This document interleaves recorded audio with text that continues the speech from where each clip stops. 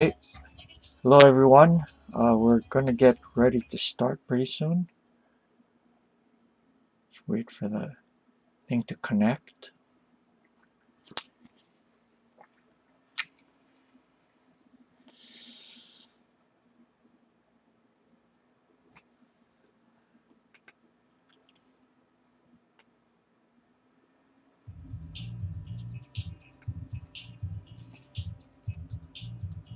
Alright, welcome everyone. Should be starting soon.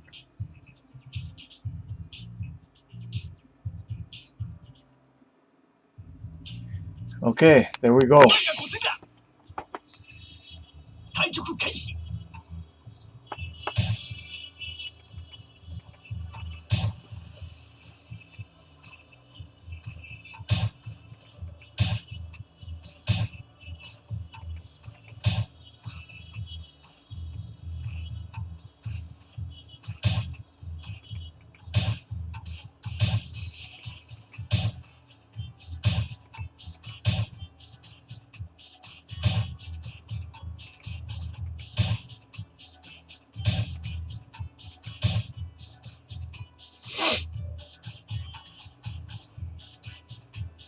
Haven't played him in quite a while, so it's gonna be interesting.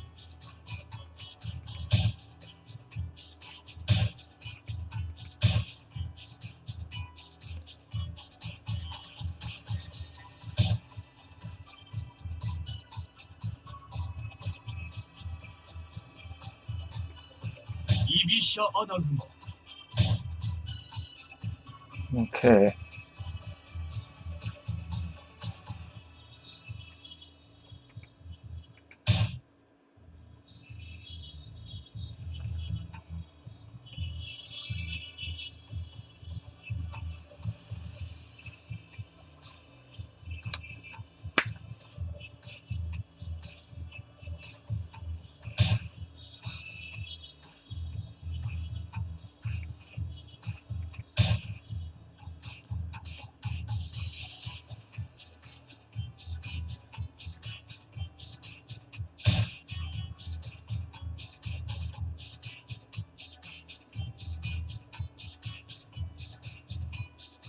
Okay, he might move his bishop to 4-6.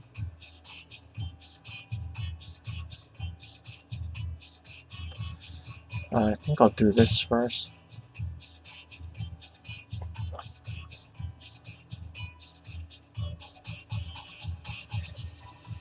I don't know if I should move the silver up. I'll have to check it later on.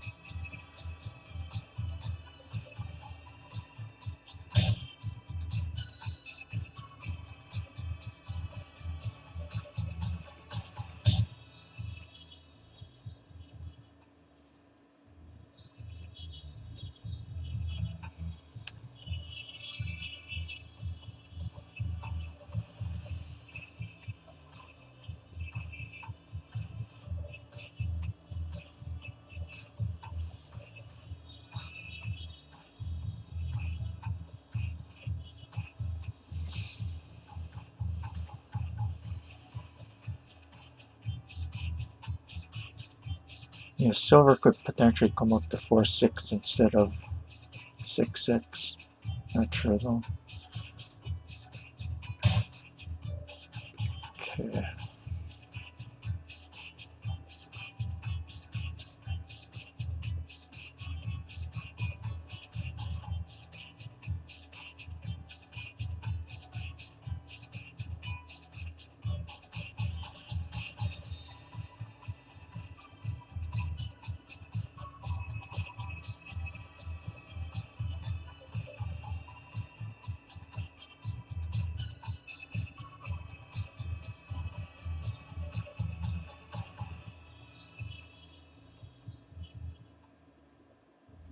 Maybe 5-1 gold.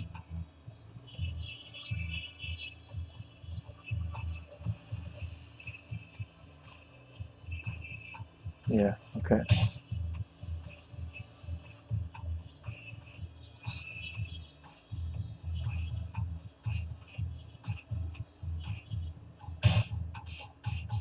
Okay.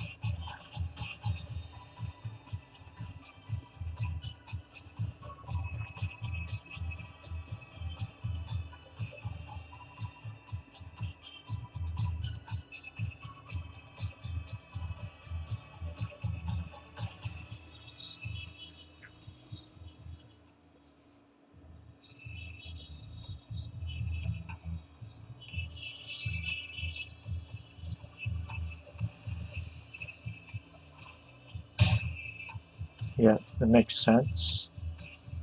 And then probably he's going to move the bishop up to 5-3.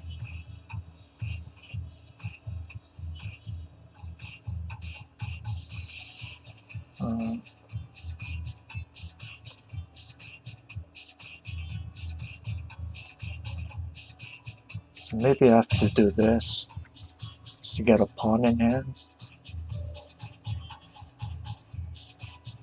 And then probably 4-1 gold if I have enough time. We will have to see.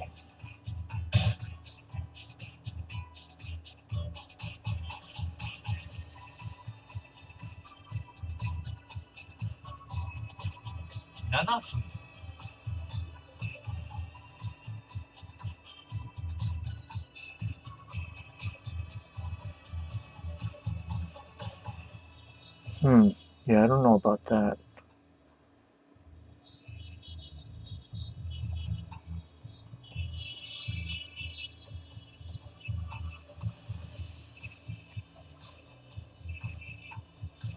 Takes silver up.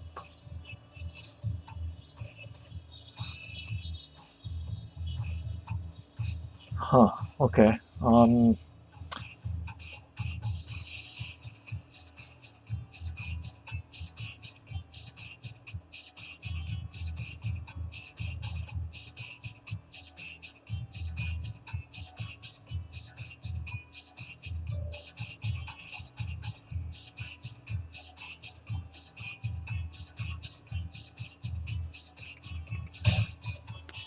Okay, I'm not quite sure.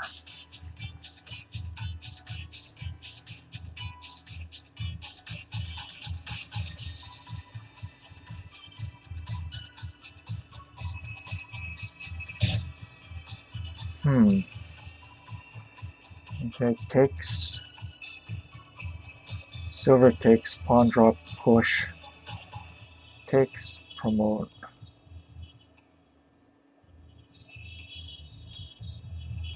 I just gold up.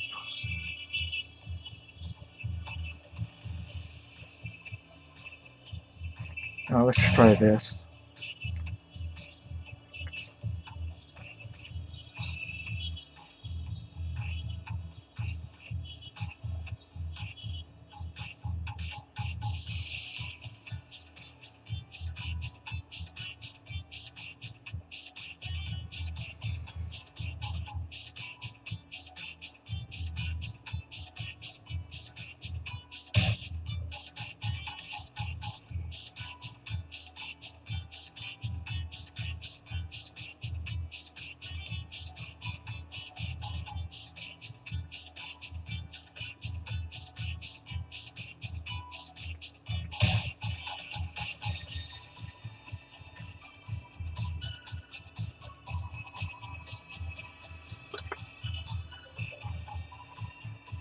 I have a much stronger castle now, so if I can Sabaki, I should get a better game. It depends whether or not he can do something with his pieces, like here. If nothing else, I just threatened to drop a pawn and kill the knight.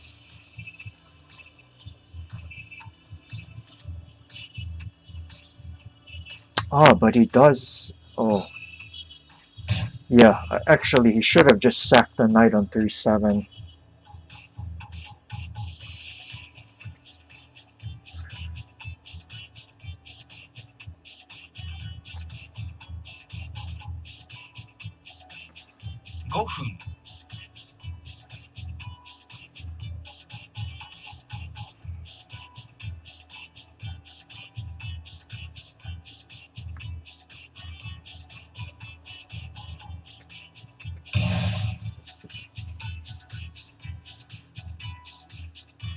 So I'm going to try to bank on the fact that his castle is weak.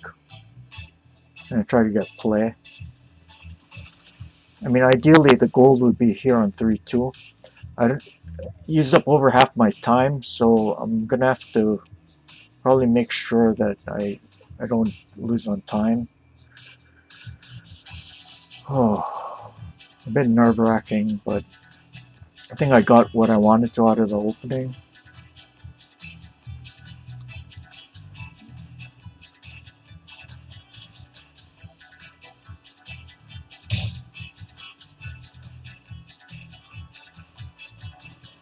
Okay, maybe I should just kill the knight. That way I'm going to be hitting the silver afterwards.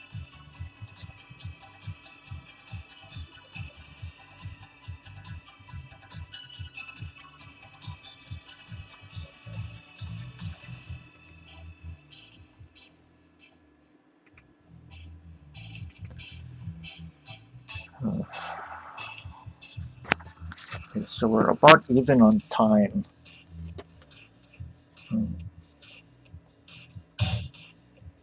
Okay.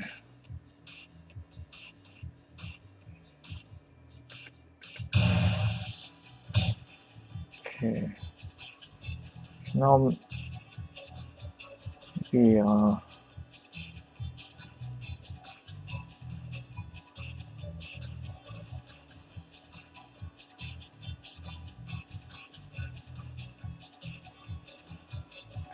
maybe just this. Yeah.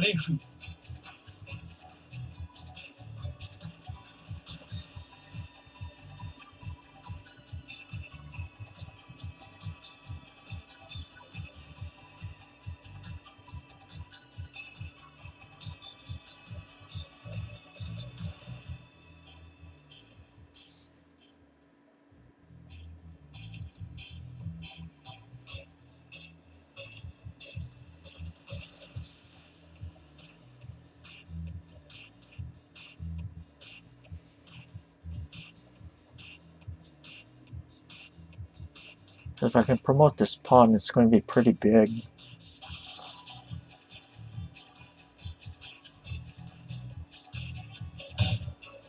Okay. Now I think I can just, I believe I can just fork the pieces like this. If he takes the pawn, I'm just going to take the gold.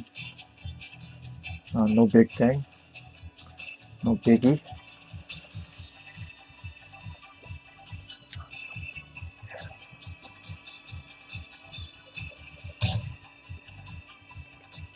Okay, I am hitting the bishop with tempo. If the bishop moves, I could very calmly just move the gold up. I guess I could also promote, but this is good. And then next I threaten to promote the pawn. So I should have this thing in hand, this game in hand already.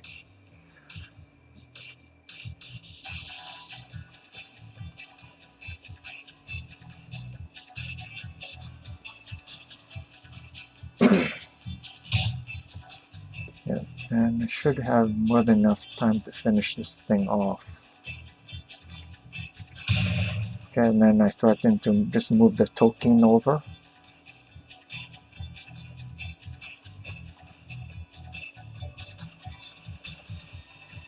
My king is very, very safe. Later on, I can also get my bishop into play with the 7-5 bishop.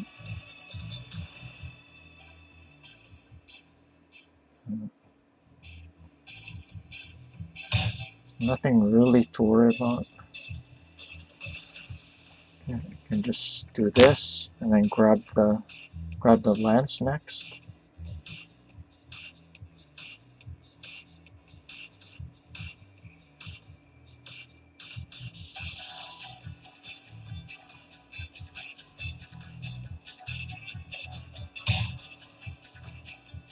Okay.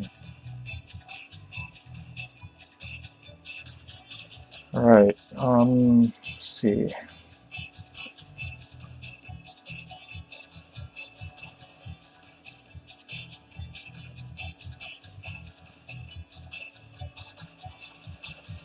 Could also do this.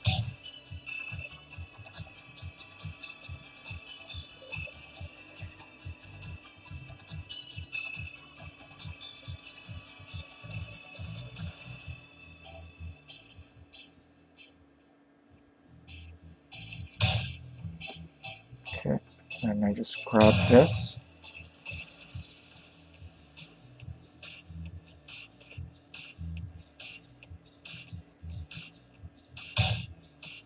Okay, and then I could just move this bishop up here and threaten to grab the gold. Also threaten to pull the token back.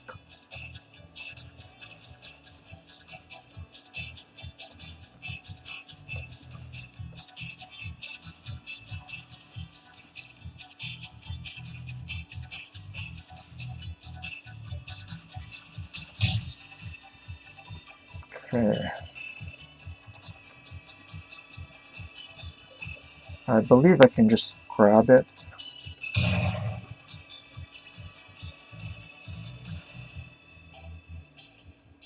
If he tries to pin it, oh.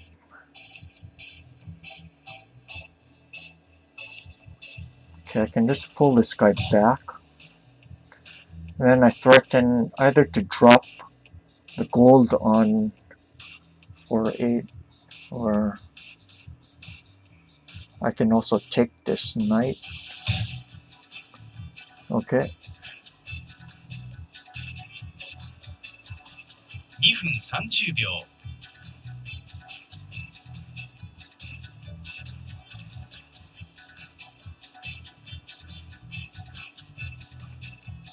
Yeah, I'll just grab the knight.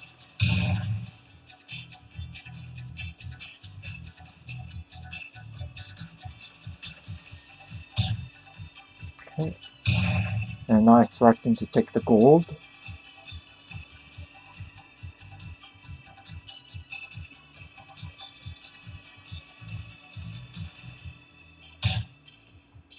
Okay.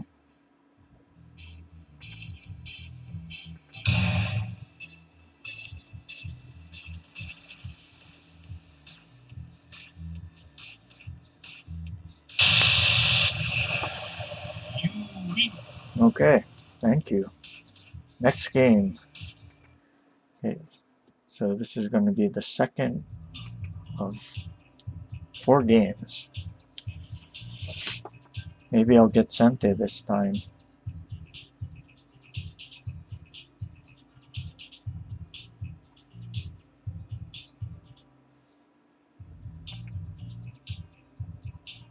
Oh, he said he's going to be right back, so I'm going to just wait a little bit.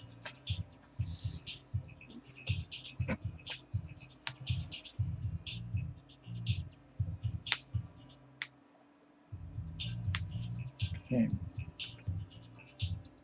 See, so we have some viewers. How are you guys all doing today?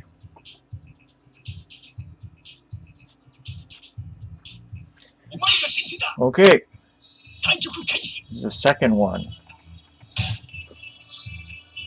He likes playing Ishida, so my opening moves are meant to prevent that.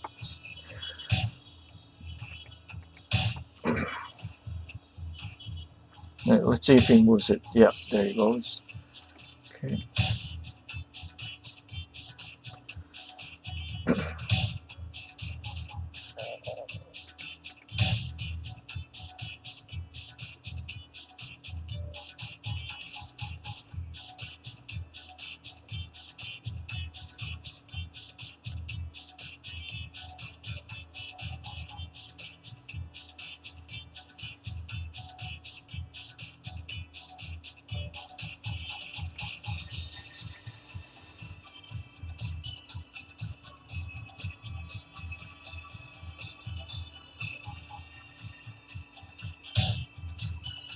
Okay, just move my king over. This time I'm going to do something a little bit different. I think I'm going to go into a Mino.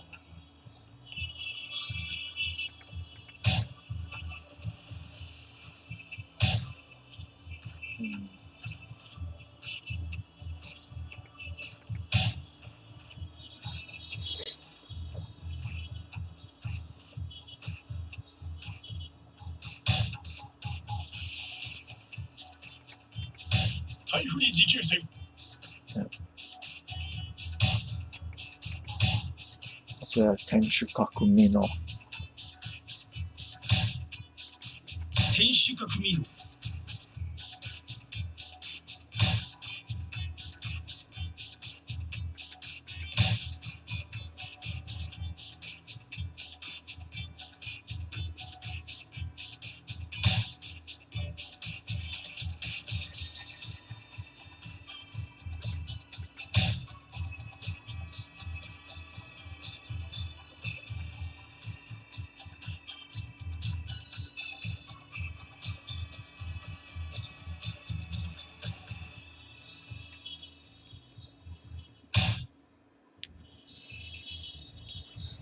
Okay.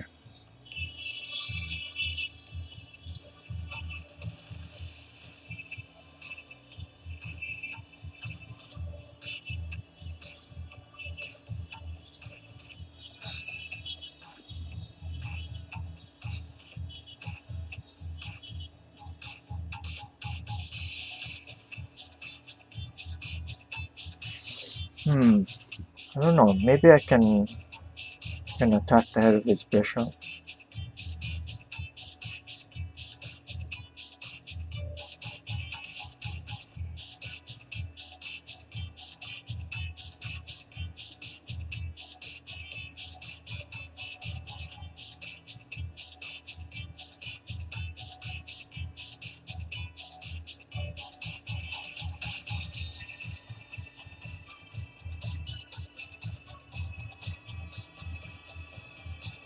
Other, yeah, wait.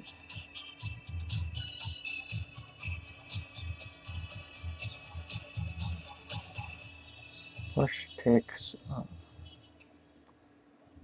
Uh,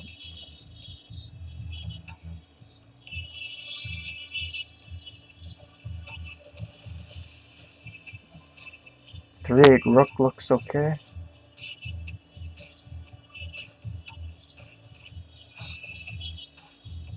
Another move that looks kind of interesting is 3/5 pawn, but the only thing is this thing isn't third file isn't defended. So 4/6 silver. What about that?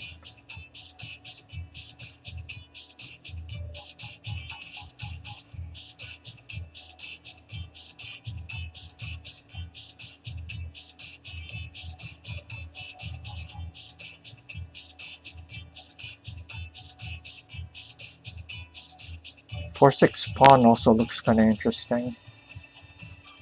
7分 So I think that's what I'm gonna do.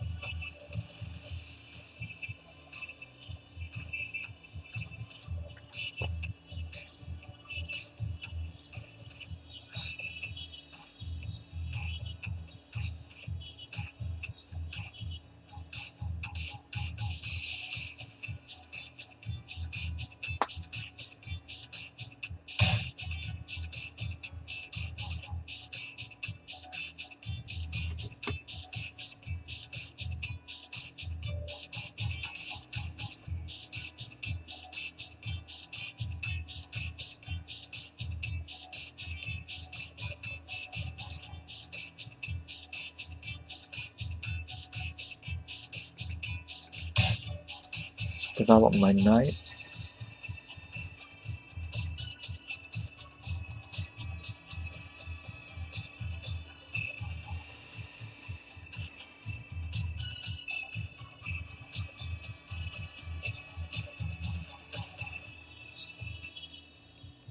And later on I'm gonna move my gold up to complete my Mino.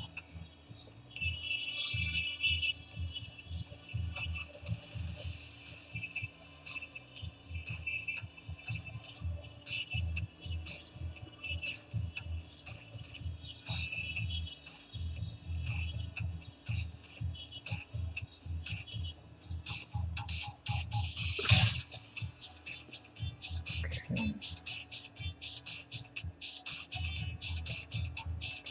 Like that. And then I have to figure out which way I'm gonna do my shikake.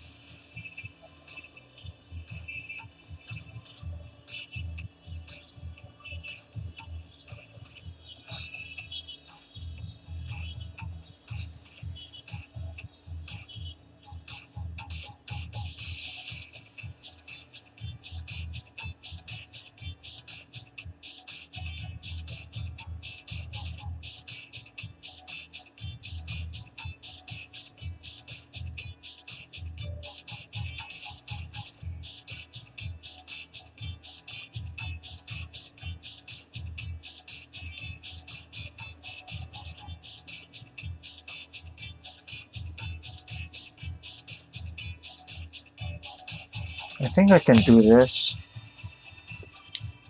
Not completely sure. Coming to the halfway point of my time. I could have also sacked first by pushing the pawn. So let's see what he does.5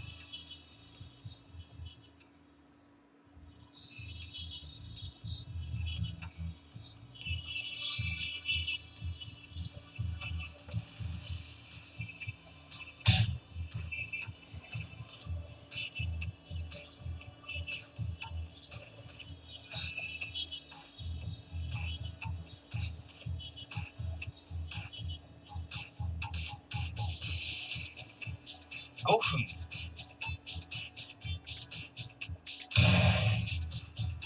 Yeah, this pawn sack is a typical Tetsuji.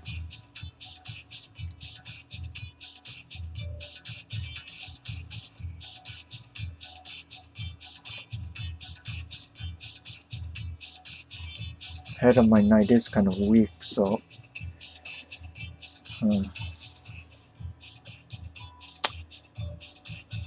I have to be careful about the timing of my 2-4 pawn push.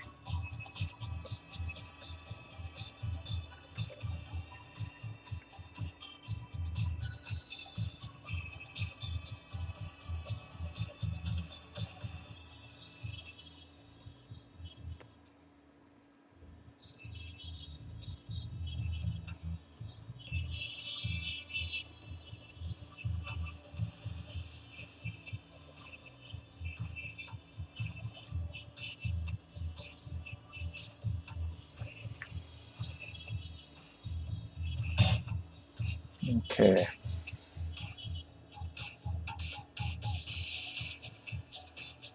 Now I should probably just pull this guy back.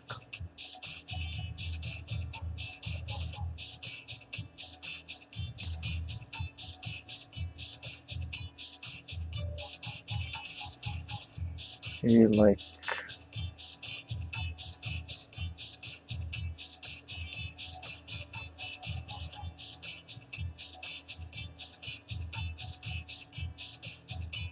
Yeah, I think here is best.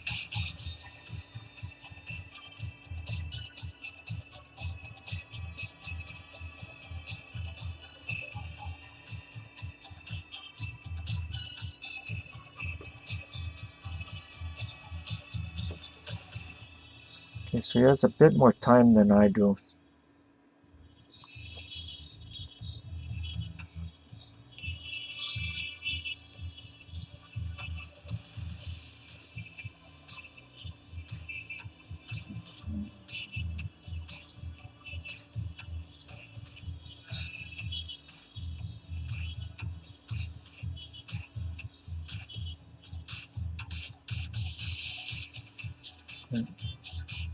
So, okay. So now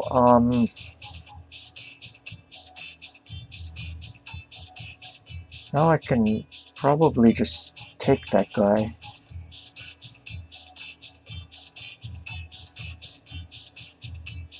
I could also push.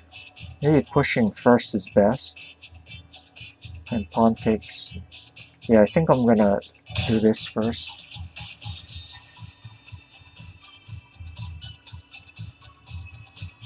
If he takes on 3-6, I'm just gonna promote the pawn. So he has to answer this.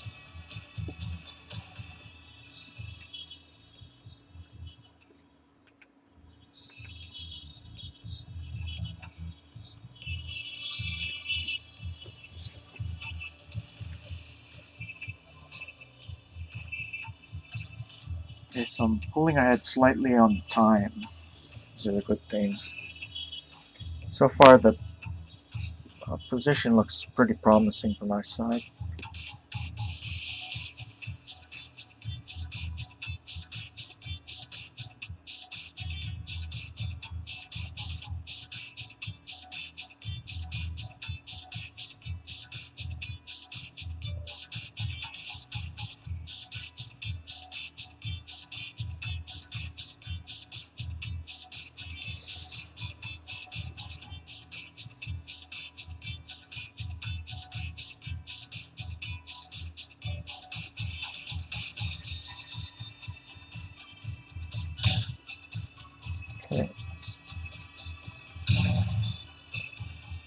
If he takes the knight, I can just take the bishop.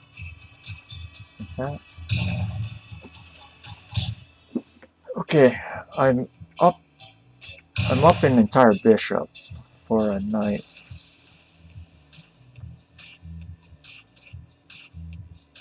So this is when shouldn't be that difficult to convert. Okay,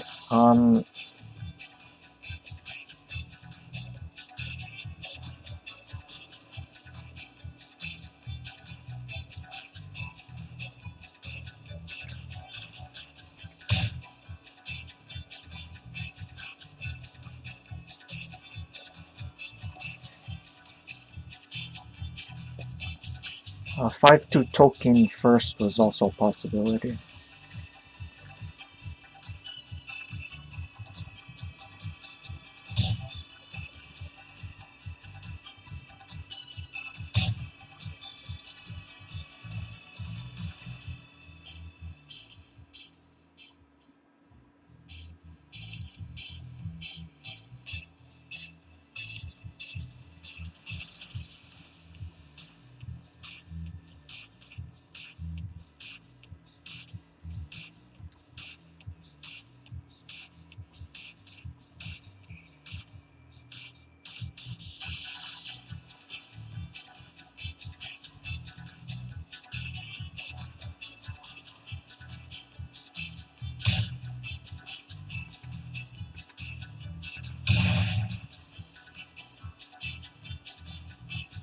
And then next I can just grab this pawn here in 4-4.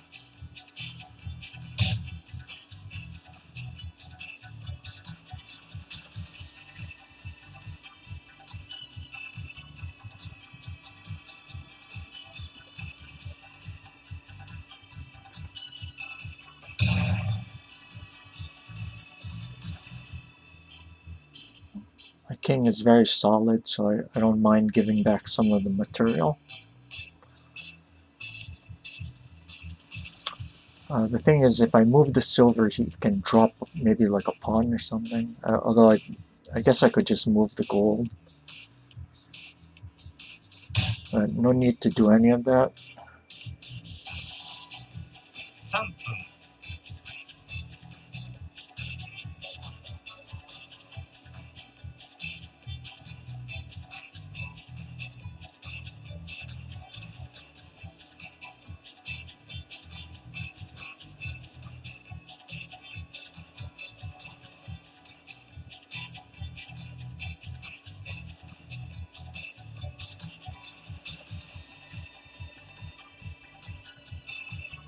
Okay, I 2 can 分30秒 do this. さすがの切れ味じゃ Okay. So next game is game 3. I'm gonna try something a little bit different again. I was gonna try something a little bit different each game, just to see how he plays.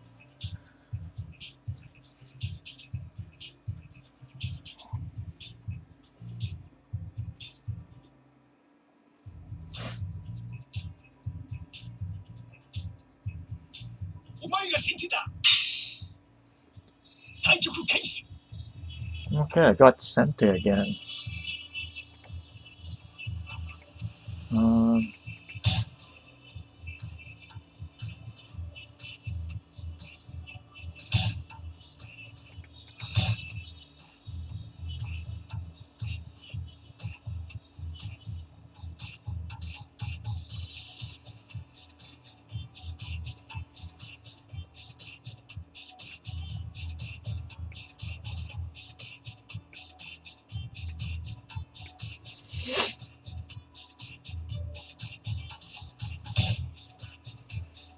okay.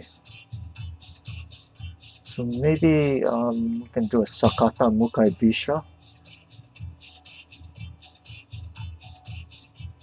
Like, at least I think that's what he's trying to do. You know?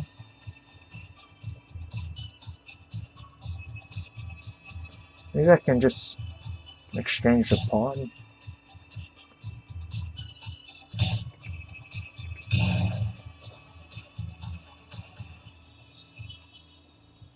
and then move the rook back maybe to 2-8. I think in this kind of position it's better to move the rook all the way back rather than put on 2-6 because it is a bit exposed there.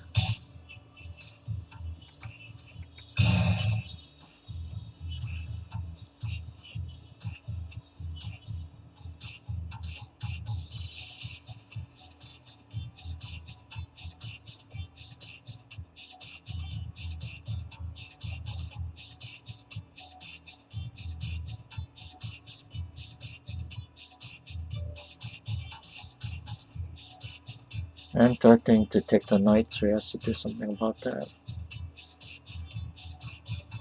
I have 3-3 bishop. I'm going to move my rook back to 2-8. Although taking the knight also, yeah, I have to move this guy back.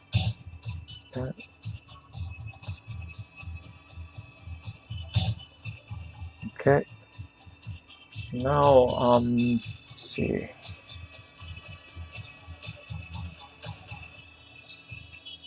Just do something about the silver.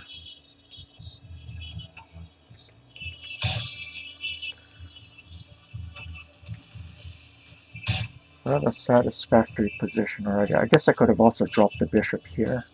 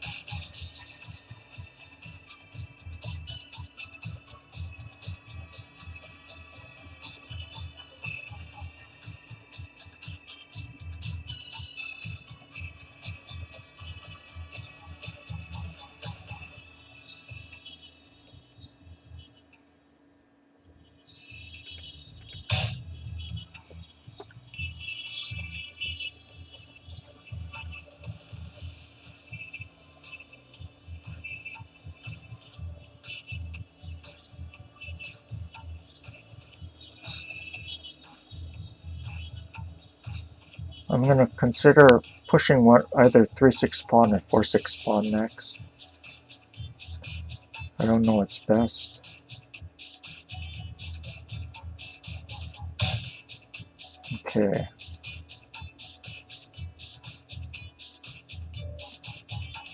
So probably this is to stop the silver from coming up.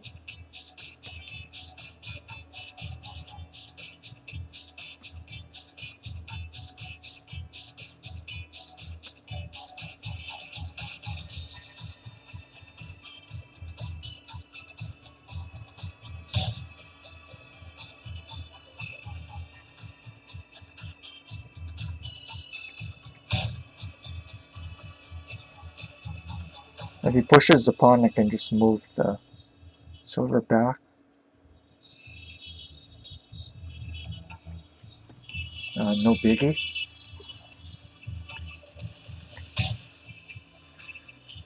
Okay. A 3-6 silver looks kind of interesting, though.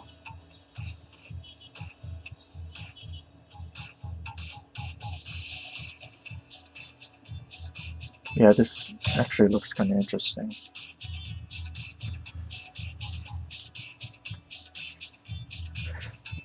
And next, maybe 6-8 gold or 5-8 gold right. He isn't going to be able to move the rook over because there's too many holes.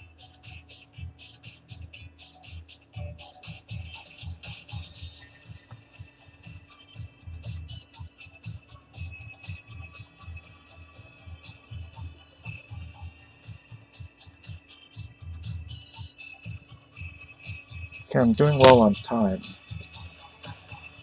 Oh! Can you do that? Can I just win the lance?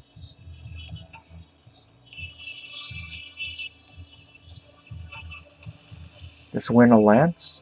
Like this?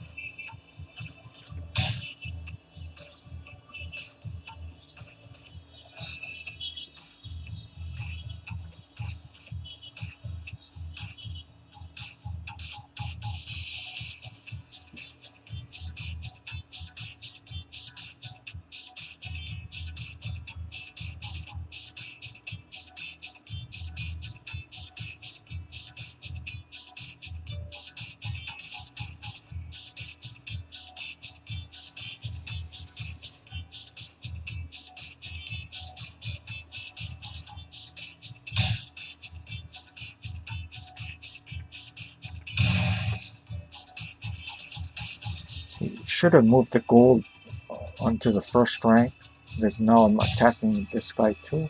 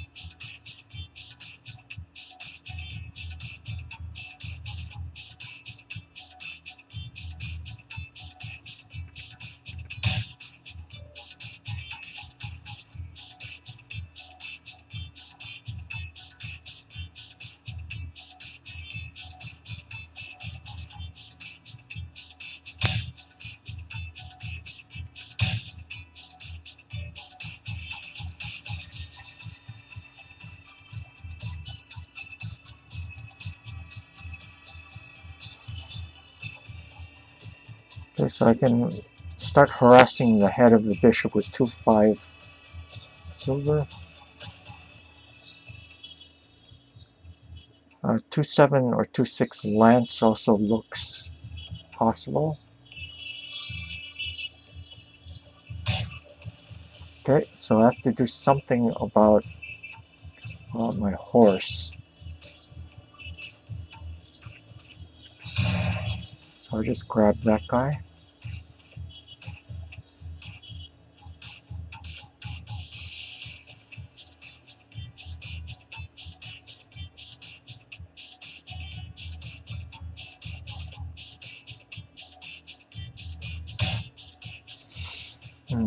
Okay.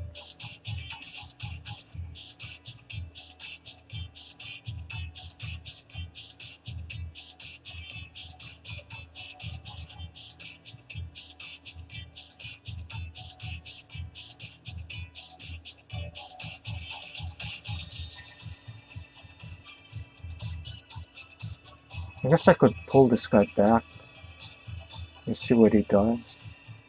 2-5 silver is also possible. And he's going to pull the silver back and threaten 5-6 pawn. Then 2-4 pawn. 5-6 pawn. Takes. Yeah, I probably should do this.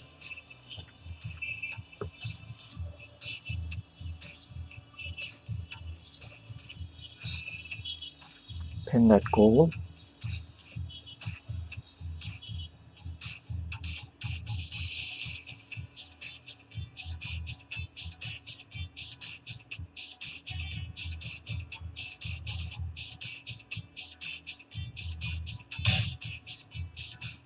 Okay.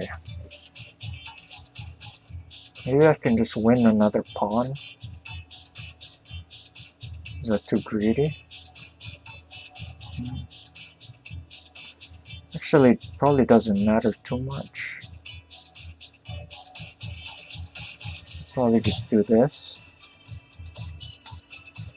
Because of the position of his king, He's not going to be able to exchange the pawns on the 5th file very easily since I have a lance in hand.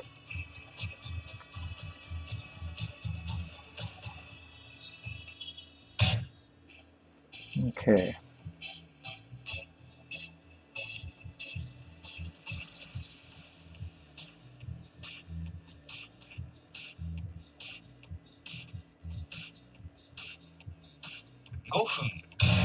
Just threaten to take his rook. And I'm also threatening his silver.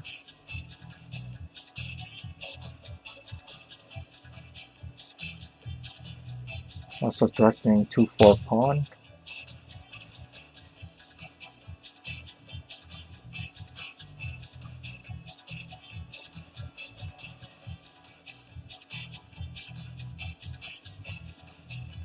Like this.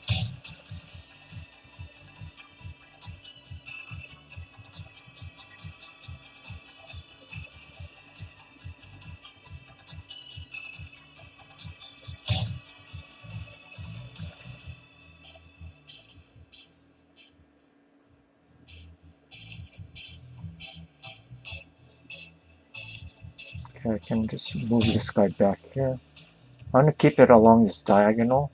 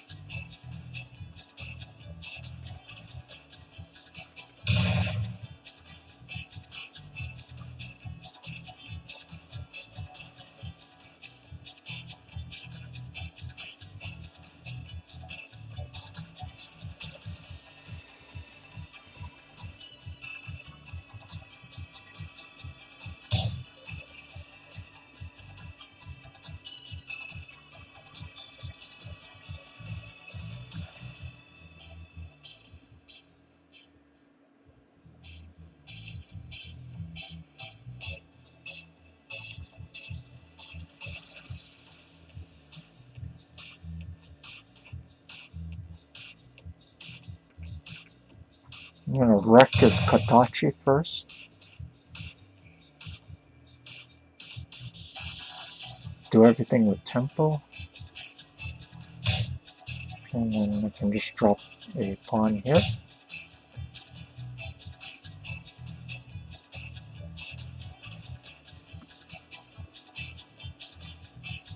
After he moves his gold back, I can move my silver back.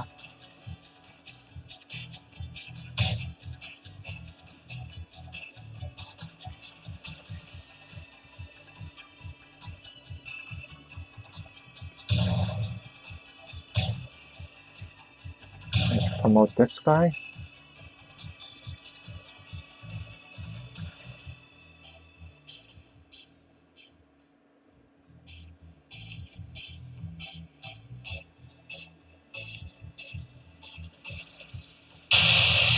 Okay.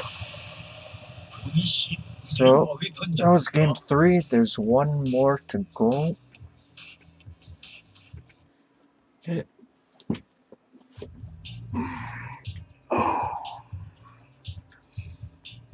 And then I'm gonna have some analysis.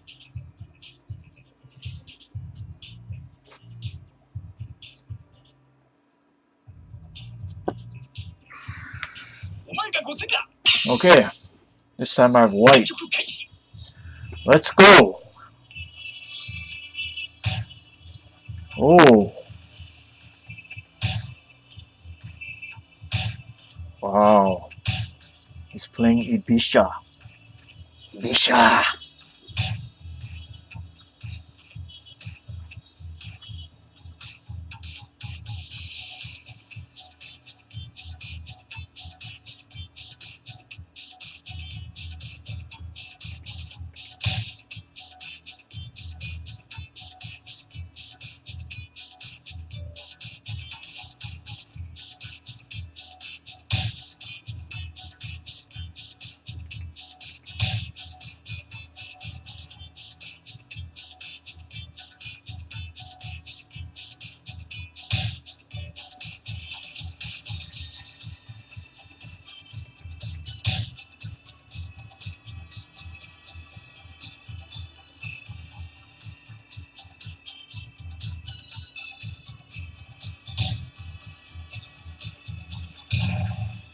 Okay, so we have a Kakugawari opening.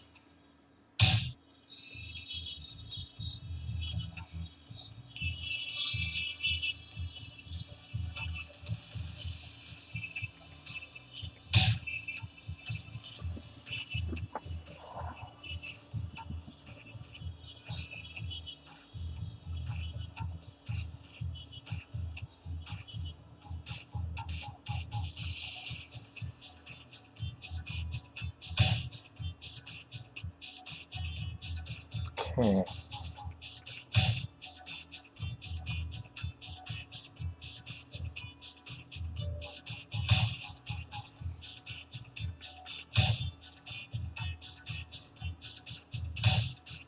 So we have a Koshikake again, probably.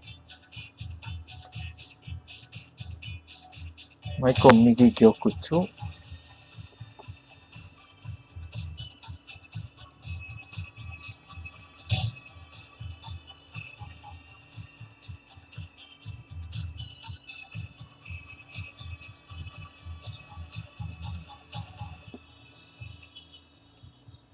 Those are some pretty sharp lines.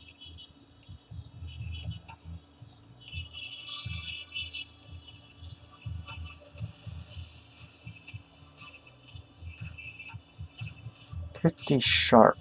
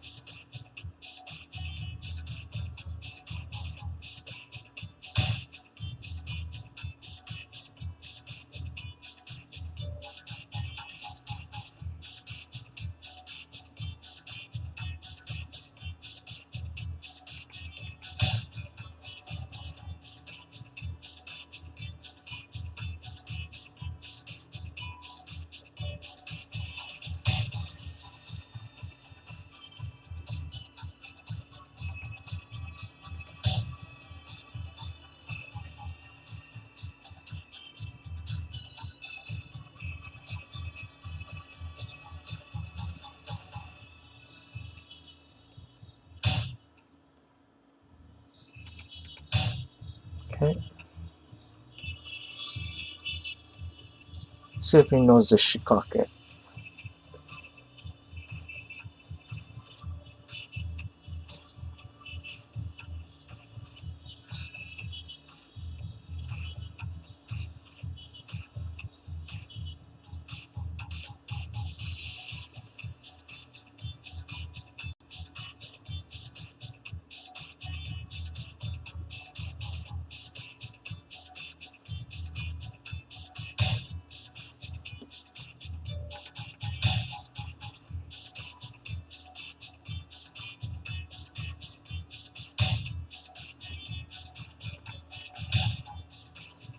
Now let's see if he knows the Shikake.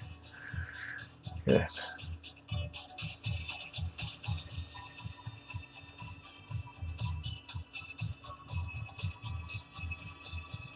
I mean, this is nearly symmetrical. What I don't want to do is move my king near my castle position. I mean, where it's usually tucked away in the corner. Because then I'm going to fall under a really strong attack.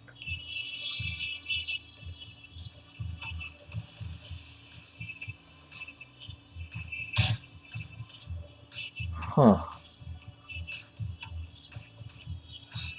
Okay.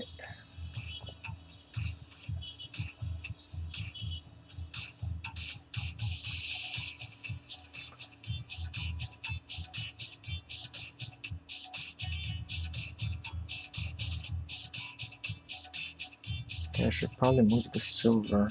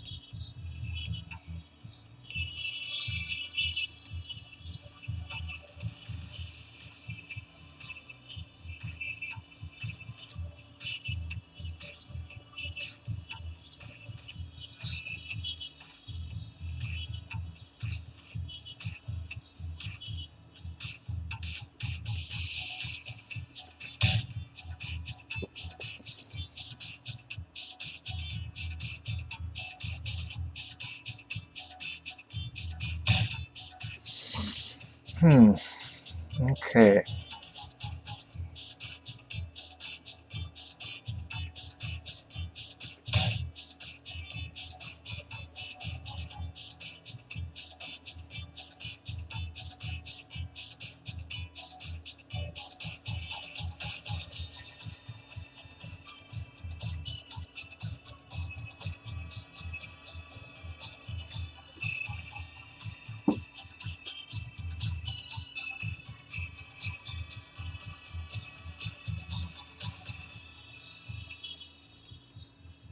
Now probably I threaten 3-5 pawn next.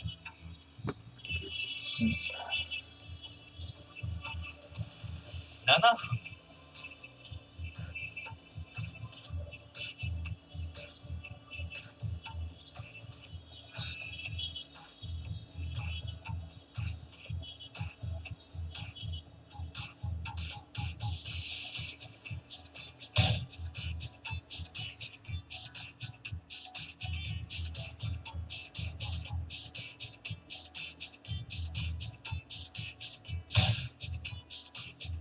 Okay.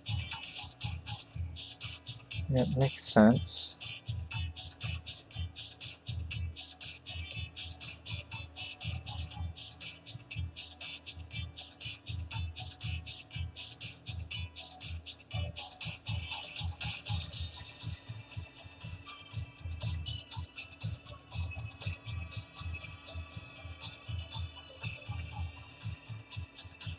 Okay, I can probably push here first. I think.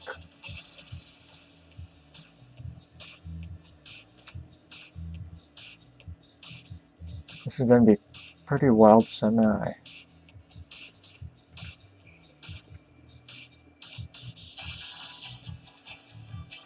And probably take on 4-4. Take takes.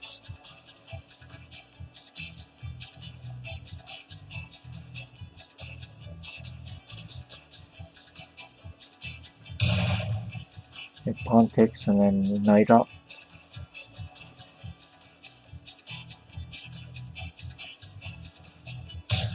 Yeah, maybe he should have taken with the pawn instead.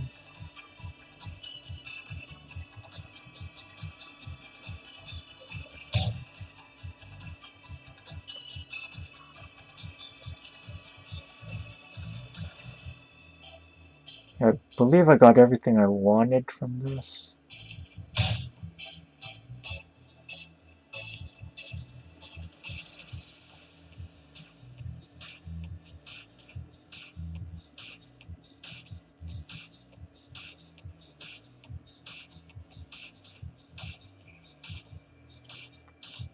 I think I can ignore it and just play 5-5 silver.5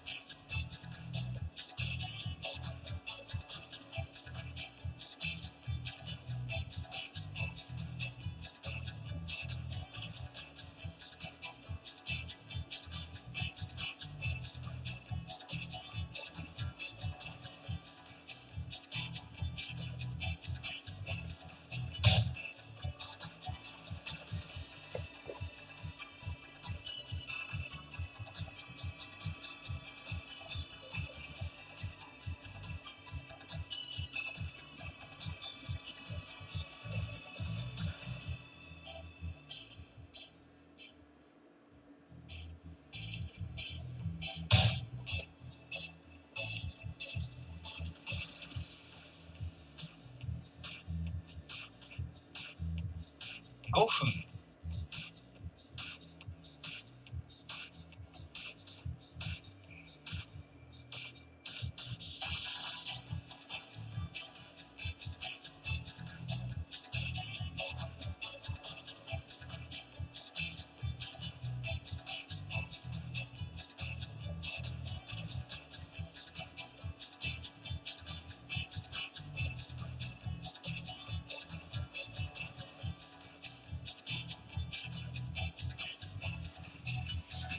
Have to be a bit careful.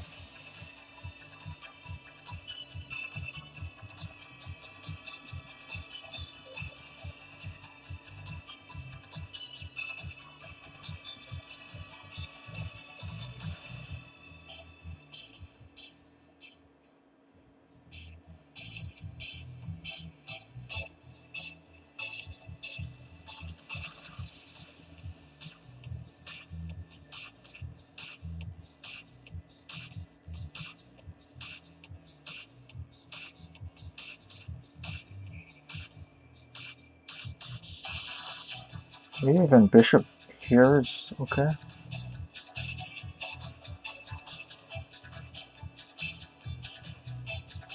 Like this. I don't know.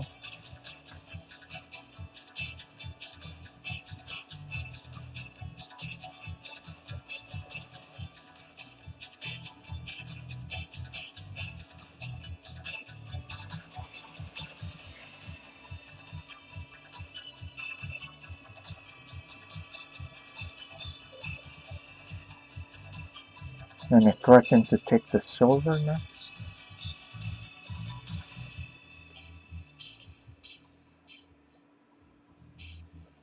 Okay, we're about even on time. So I'm gonna have to start speeding up my moves. Okay, and then I take back with the silver. Okay, I threaten 4-3 silver drop. Okay, against that, I can just move out of the way. Takes that and then silver drop. Actually, I'm gonna take this guy first and then move my king over.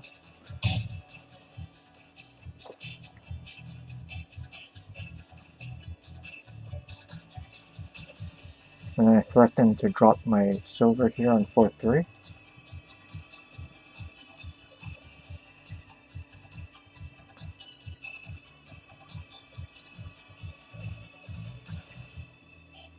At some opportune time, I can also threaten to grab the silver with my rook, just sacrificing it. I believe I have enough against his king. So just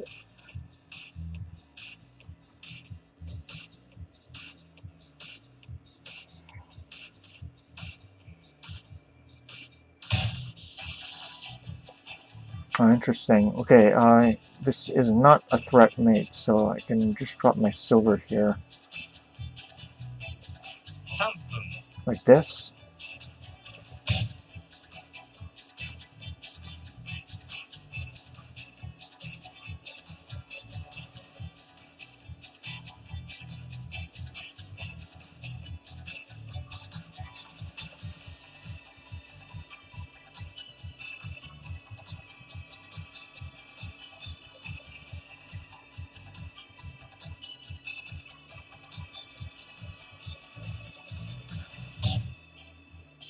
Oh, I'm just gonna mate him, right? Just gonna mate him. Yeah, you should have moved the king to 3-1 if you wanted to keep playing, just to see it. Okay. 次はもう少し腕の立つ相手を当てんといかんのう。 Thank you for the games.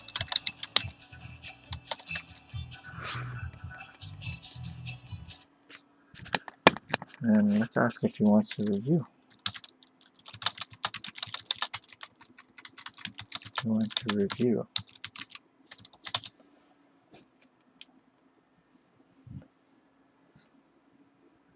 If he doesn't have time, we'll just do it on our own.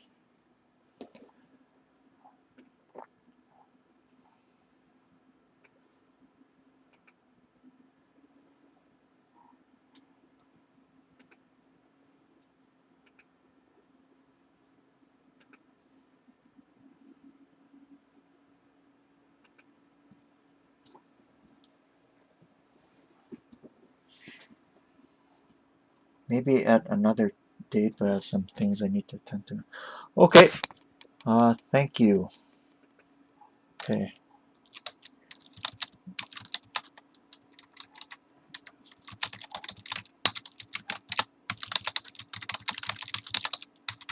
And maybe you can watch it there.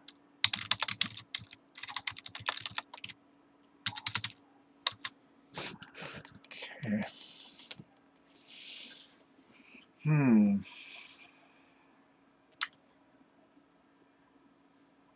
Okay. Let's see. Okay. I'll open up my thing. And I have to change my stuff to ShogiWars.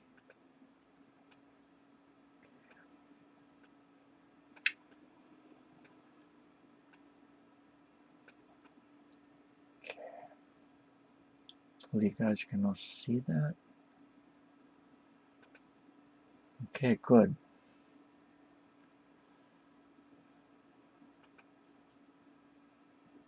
Alright. So in the first game, and if you guys have any questions along the way, feel free to just ask in the chat, and then I'll be making sure I read that. Okay. Let's flip the board over so you can see it from my side. Yeah, he's an Ishida player. So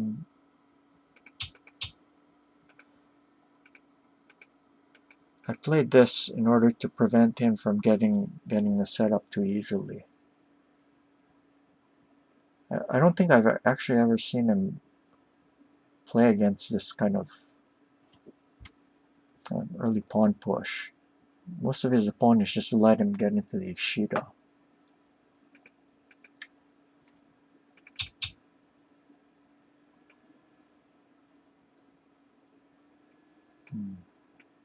So if you play this opening, you also have to be able to play third file rook.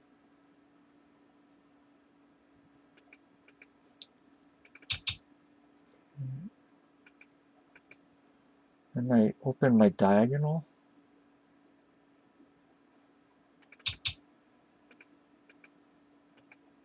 You get my king out of the center.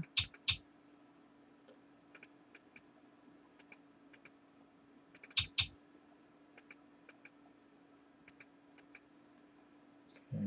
And moving the bishop up here signals that I'm going to play some kind of GQ sen. Maybe a left mino or an anaguma.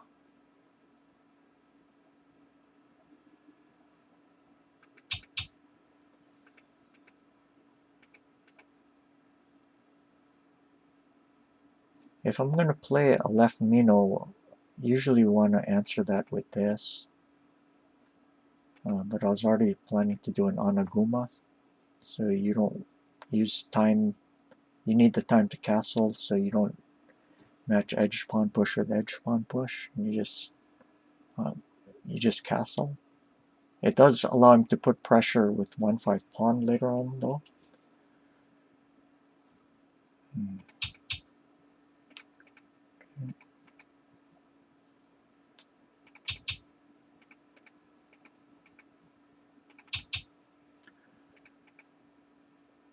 Okay, so he's trying to get play on the 7th file,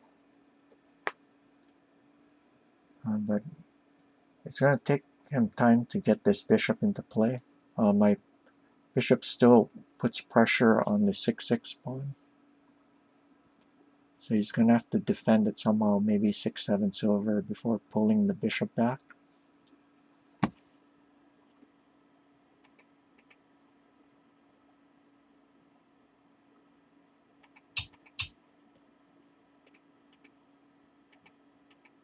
I do this just so that when I pull if I ever pull the bishop back, it'll give it range. It also makes room for the silver to go to 5-3 and either 4-4 or 6-4. I notice that I leave this gold here on 6-1. The reason for that is if he ever does manage to exchange pawns on the 7th file, if the gold were maybe, let's say, on 5-2, and the silver were on 5-3, then this 7-1 square would be open. As things are, if I play 5-3 silver and he exchanges it, as long as one of the pieces is there to guard it, I don't have to drop the pawn on 7-3. too quickly. But I definitely want to develop these right side pieces at some point, so I can't leave them there indefinitely.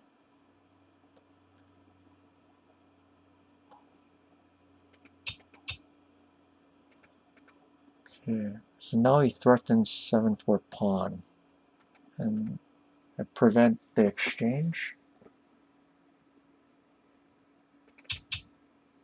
Okay, so he's finally getting into his Ishida shape, but unlike the normal Ishida, where the bishop is on 9-7, the bishop here is on 6-8. So it changes the way that, the different ways that you can play.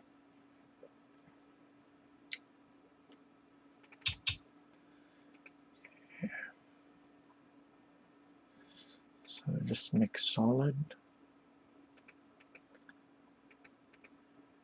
Okay, and this gold is going to be the last general to move.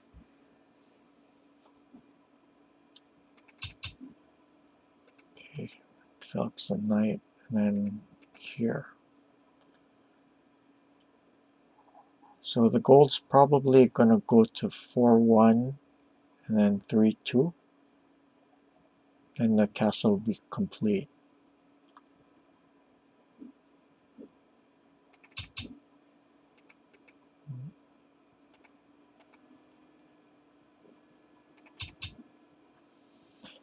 Okay, so the threat is 6-4 pawn. So he does, I mean 6-4 silver. So he stops it by doing that. Let's say he did like this. I could do this, and then I'm going to kill his rook next. With, I mean, there's nothing he can do to defend the pawn.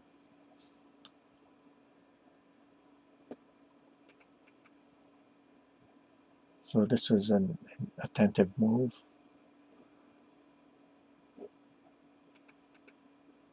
And so I aim to get a pawn in hand.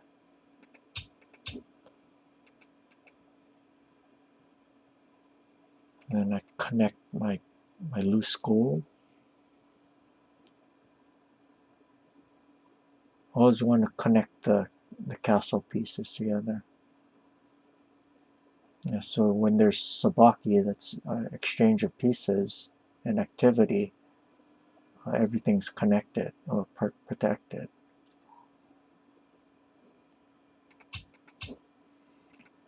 Okay, so when he moves the gold here, he's moving it away from his king, so his castle becomes weaker. That makes it easier for my side to get sabaki, aim for sabaki.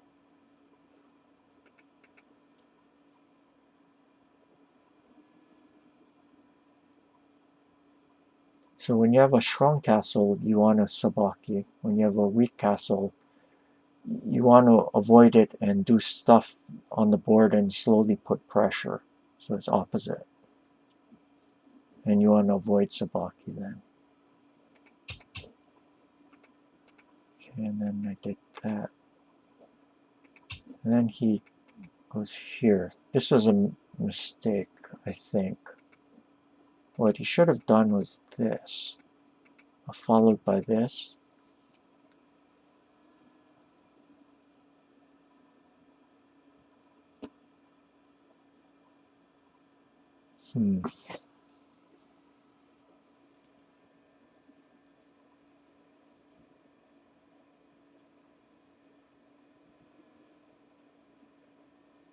Yeah, I'm not sure.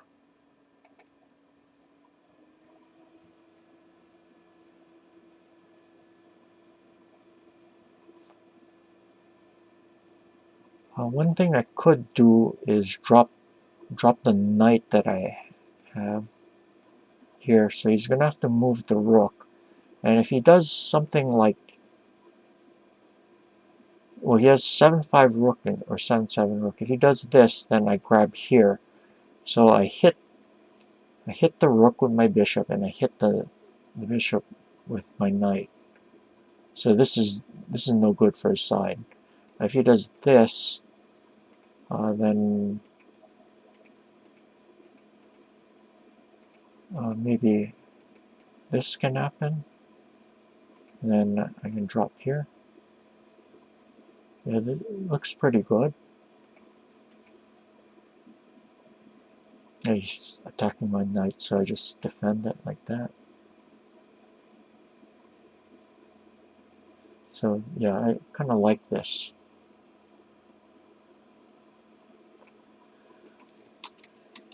Okay, let's go back. And if he moves a rook here, then I can drop a pawn here. Here, and then I grab the pawn. So everything's held together. So yeah, I guess the knight sack wasn't good after all. So here.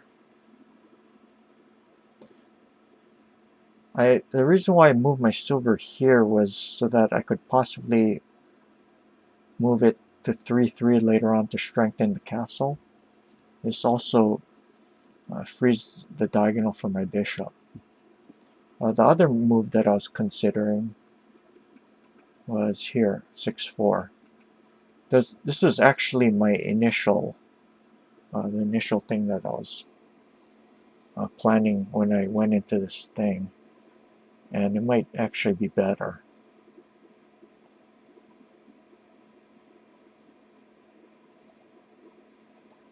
Let's see, if he does this,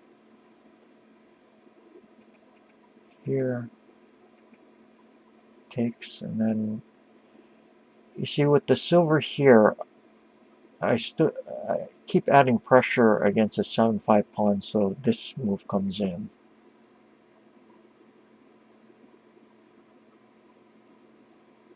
Yeah, so with the silver closer to the attacking side, it ends up making it easier to get to find attacking moves.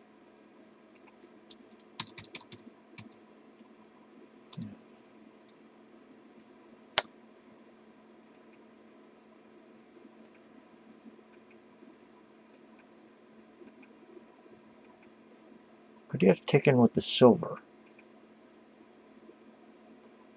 No, because I do this. But then he pushes here,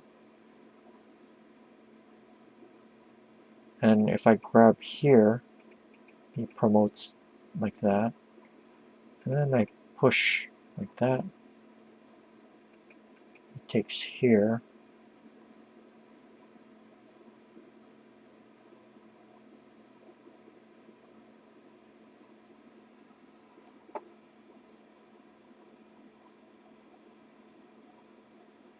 Okay, and then I can push here. If he does this, I can either move the silver up here naturally, or do that.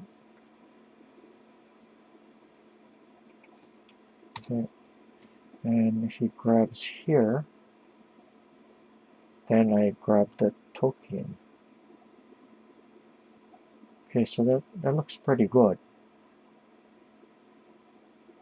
Promotes here. And then, I don't know, maybe either 7-6 pawn or... yeah, 7-6 pawn looks pretty good. And then he Sabaki's the knight.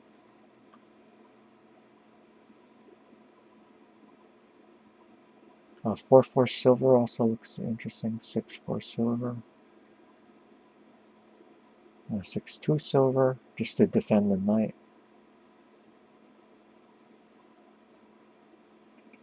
Maybe here, if he does this,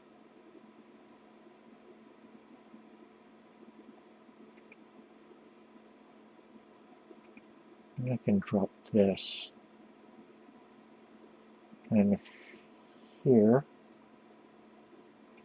then I grab here. So everything is held together here, and then the rook can move somewhere, maybe here. Yeah, everything's okay.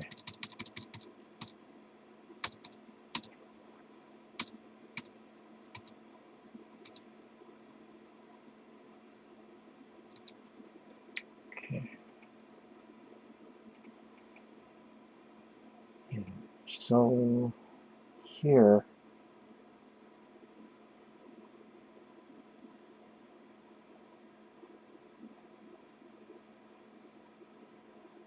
this threatens to make a token.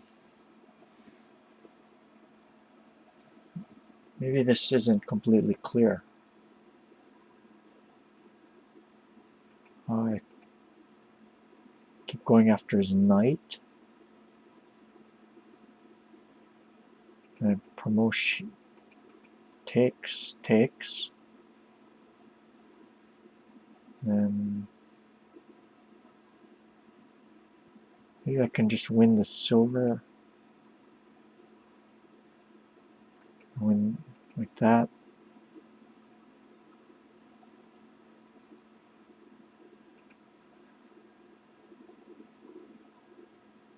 You can try to sabaki the rook.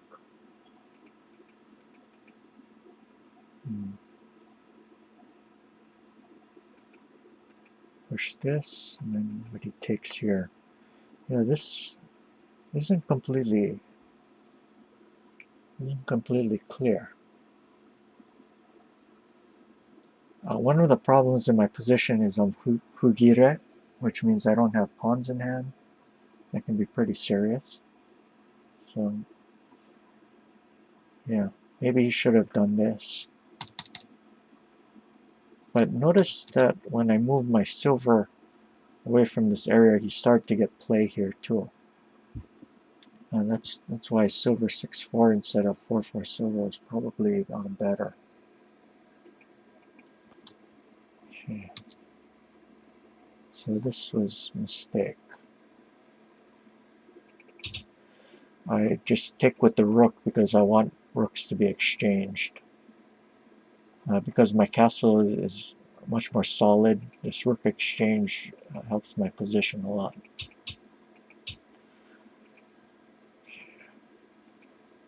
And then I just kill the knight. And after I take the knight, I'm going to be hitting the silver.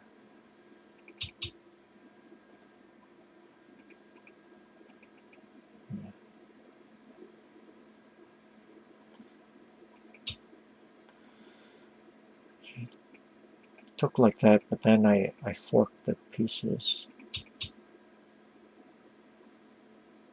And forked the pieces. Oh, excuse me. I'm getting ahead of myself. I did this first. Just threatening to make a token. And then he moved the gold back.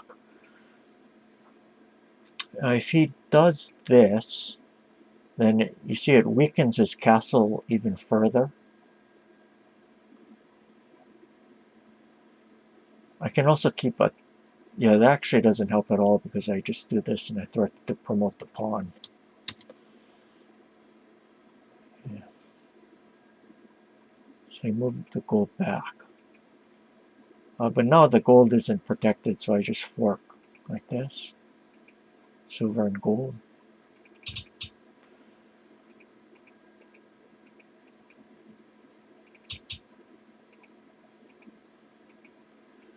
And he threatens a lance. He also threatens to get his silver into play by promoting here on 4-3.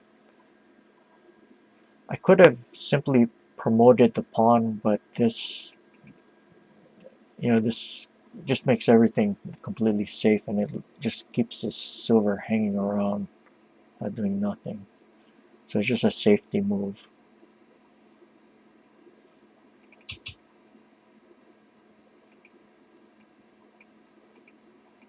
Okay. So now I threaten 5-8 token.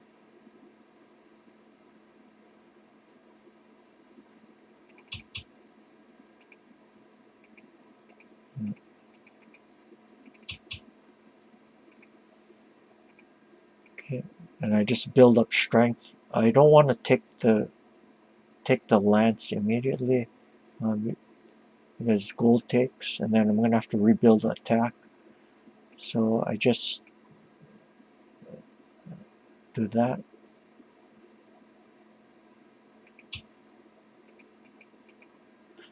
And he took the knight, but instead of that, what he could have done was this, just to pin the rook.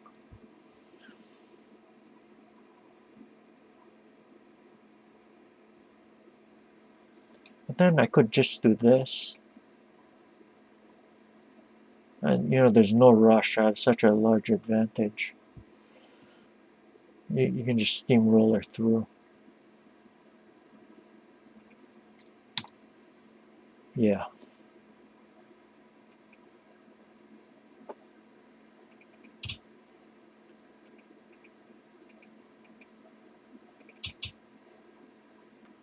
Okay, and then I get my bishop into play and threaten to take the gold at some point, either immediately or in conjunction with 5-8 token.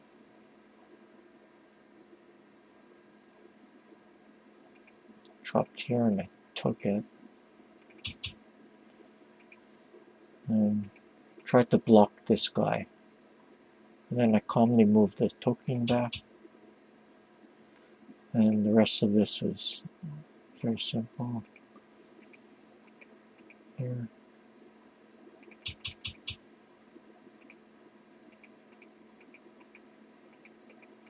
And then I grabbed here and then he resigned. So that was game number 1.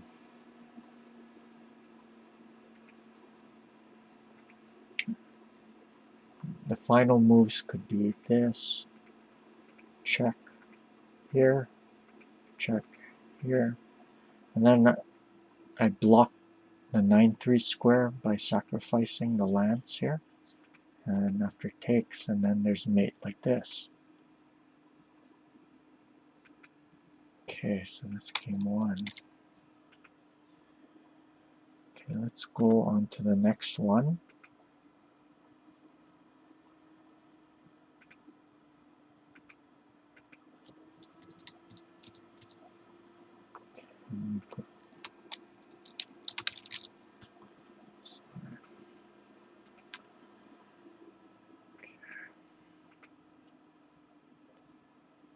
So game 2. Let's center this time. Let's flip the board. Oh.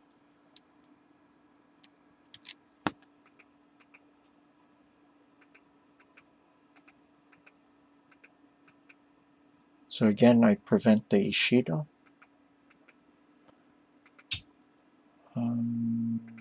Goes into Sunken Bisha. Another thing he could do is Mukai Bisha since this pawn is up. So on one hand, my move order prevents one opening, but gives him options for another. So it's a trade-off.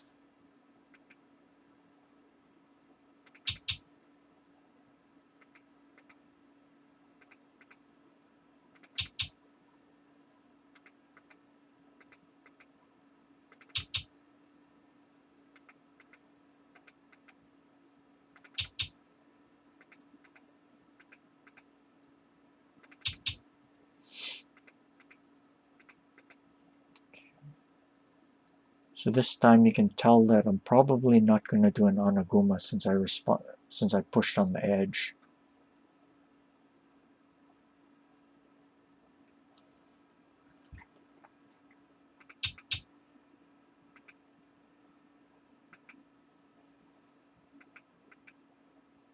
I actually don't know if I should have committed this over so quickly.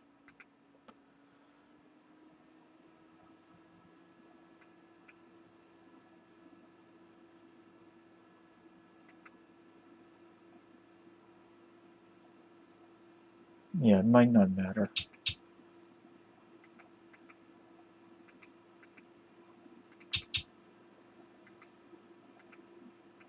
So we'll go into Ten Shukaku.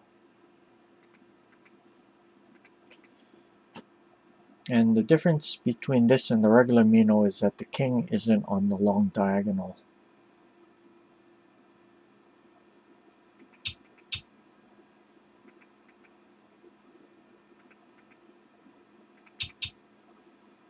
Okay, here.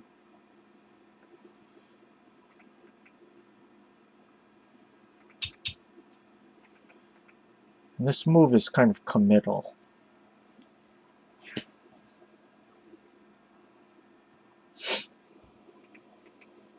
What could I have done instead? One is this. And if I wanted to solidify my Mino even more, I could play 6/6 silver and pull the silver back to 7/7. I could also play 4/4 pawn, 4/3 gold, and then move the silver back to 6/8 and then 7/7. So there's different ways of playing. One of the things I was eyeing was this, the head of his bishop, since he didn't defend it with his silver.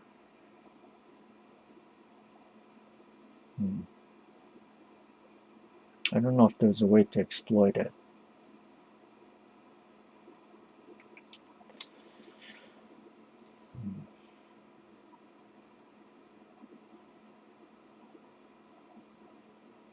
So I was thinking about moves like this.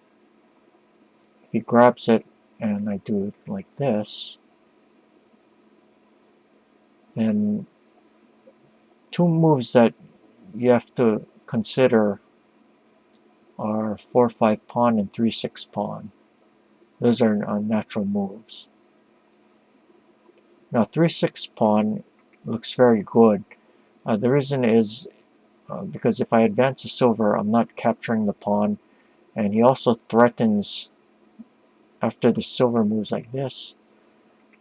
He can do like this and then win the knight. So that's one of the things I was worried about. If I do like this, just to build up, notice the position of my rook is kind of exposed. So right now he threatens bishop takes bishop, king takes, and then he forks 4/4 bishop, hitting with a check on the king and hitting the rook. So takes, takes, and then he's hitting the silver. Actually, he can also take this way. Yeah, you should probably take this way.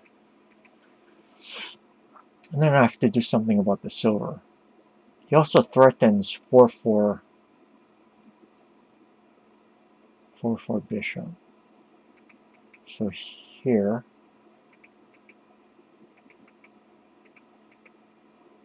yeah, he's doing very well here.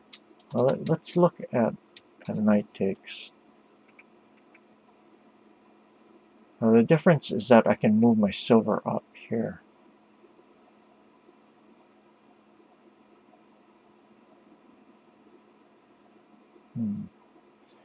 And so the two moves I have to consider are 4/6 pawn, which is a light pawn sack, and another light pawn sack is 3/7 pawn promote. Look at this gold here. It's not connected to my castle. I'll show you what I mean. Like this, and then pawn drop here. Problem is I'm probably going to have to do this. I can't take it because of this move. See, forking the gold and the rook. So I will have to do this.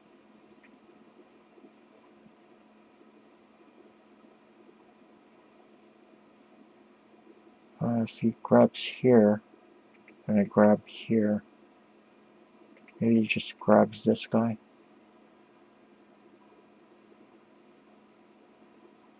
Yeah, he has a pretty nice position. So you can get this token into play like this.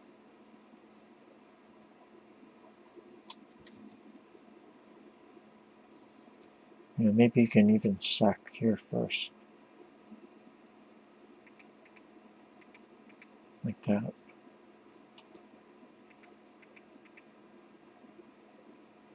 And then now either 3-1 pawn or 4-2 rook.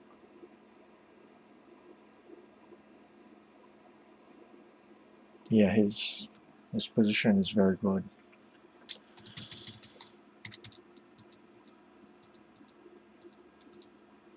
Okay, so there's that. The other move is this.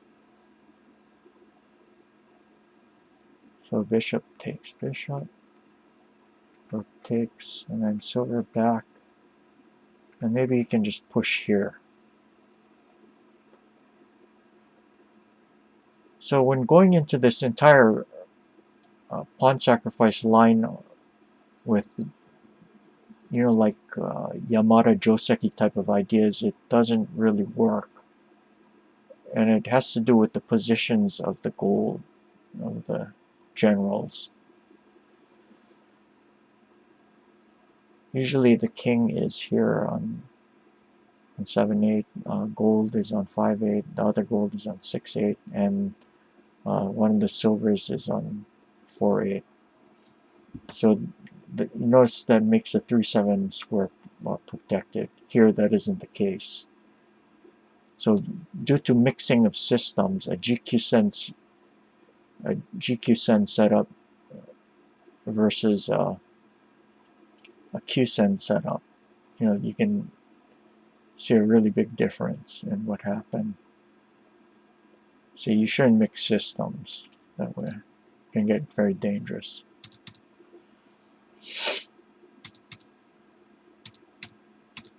The other move I was looking at was this 3-8 rook, which makes way more sense. Yeah, this looks pretty viable. Then I threaten 3-5 pawn next. But this is also a pretty natural move because the head of his bishop isn't defended.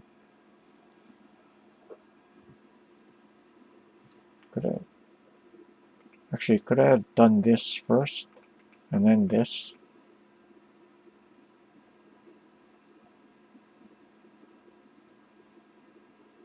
And then he moves the bishop maybe here. Silver up. Yeah, I'm gonna have a hard time getting this pawn back. So this isn't satisfactory for my side. Okay, so this idea makes way more sense, and I almost played it.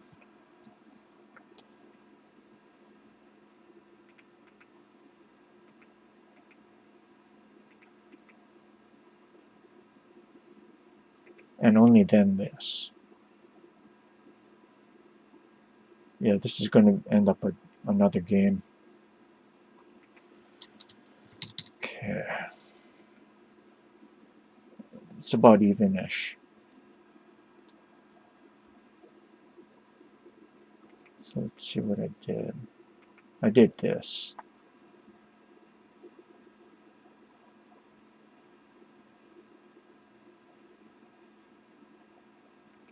And move the rook over.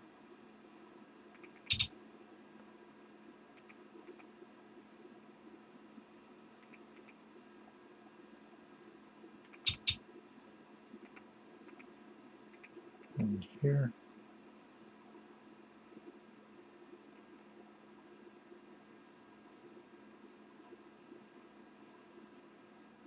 So I want to get some kind of combination of 2-4 pawn and 4-5 pawn.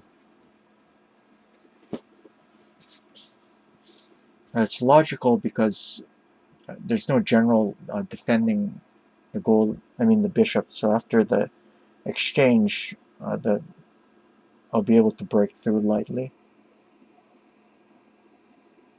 So I did that. And he did this Tetsuji, but I think this helped me a lot. I think it was This wasn't appropriate. I should have just grabbed here. And then I exchange here, and then I push. But then I have no pawns in hand, so he does this. And it doesn't look so good.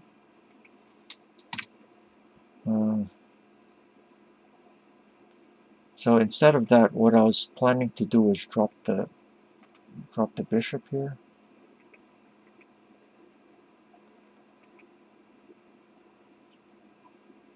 Then you can still do this though. Promotes here. Promotes here. If I grab this guy, then we end up in a capturing race.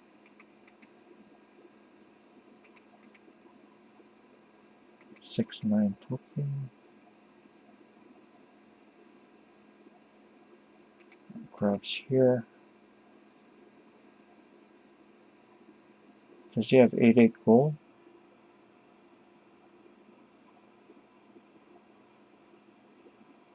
I guess you can also take here. Check. Check. And king here. Check. Here. This looks...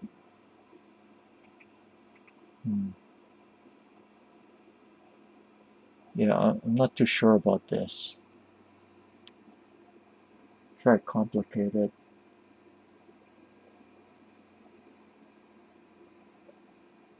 His king does look better situated though.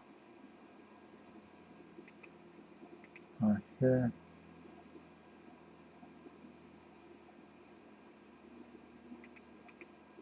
Grab this though. Okay, he threatens my silver.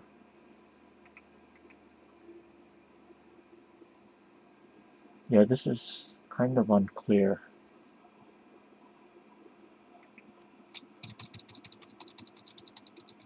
So most likely he should have gone into this. Did that. The other thing I could have considered was this. Before this.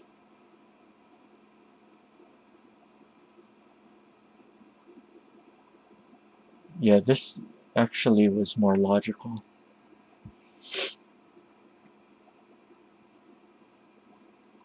If takes, I just exchange here. And I grab here. But what if he does this? I have a pawn in hand this time, so I can just defend this way.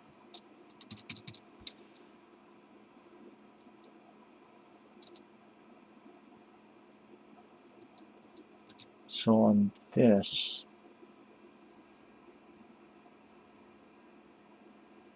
since I have a Tenchu Kakumino, the front of my castle is kind of weak.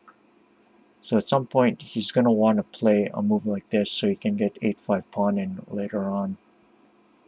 Just to create Aji against the head of my king.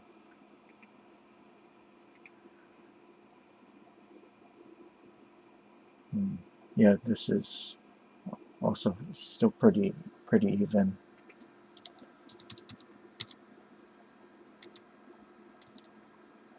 Okay, so let's see what happened. Yeah, he pushed like that. I took with the bishop. I guess I could also take with the pawn. But what happens if he does this? Takes.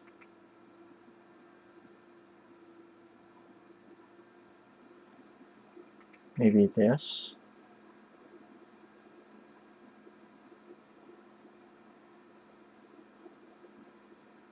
Yeah, this is starting not to look too good. If here, then I can just open the bishop's diagonal. Yeah, that's no good. If here, I guess I can just take and then threaten 3/4 pawn next. Yeah, okay. But I took with the bishop.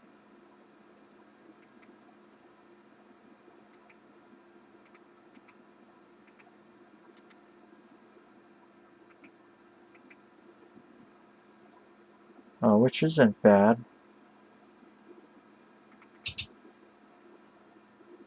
But maybe he should have done this. Wait. No, he did this first, and then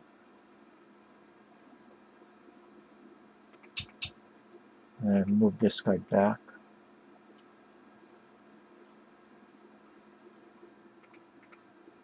And then now I do that in anticipation of exchanging bishops.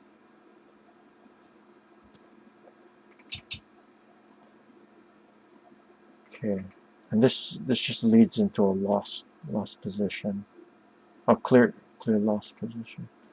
So he should have he had to take here somehow.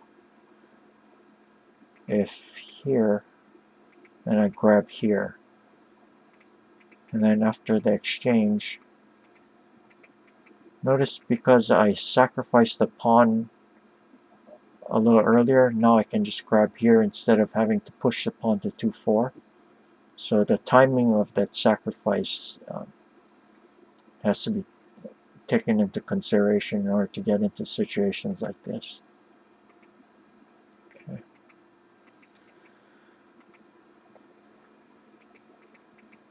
Here, and then he grabbed here.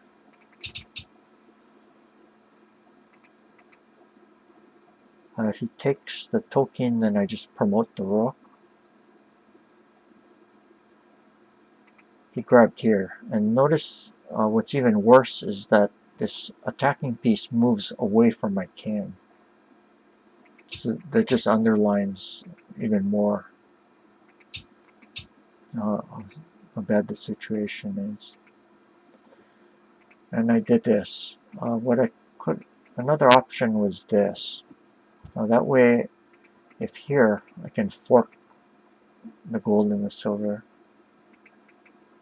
But there's nothing wrong with this move.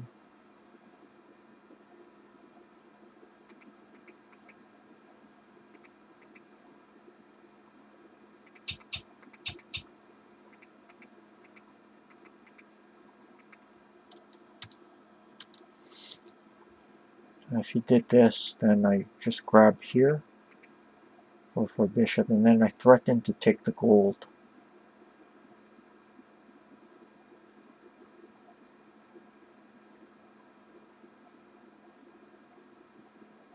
Let me just show you.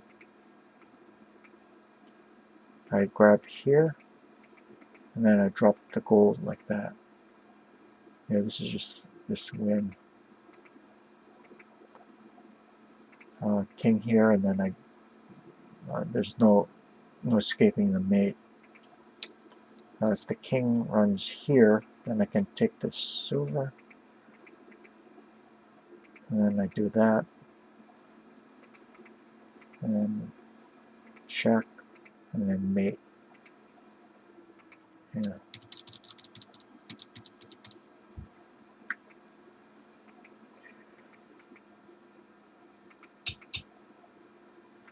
Can get this.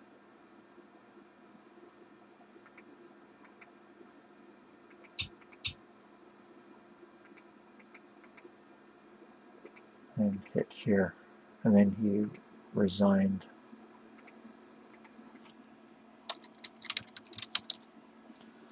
Okay. Now if here there's this check, takes and then mate. If here, then mate this way.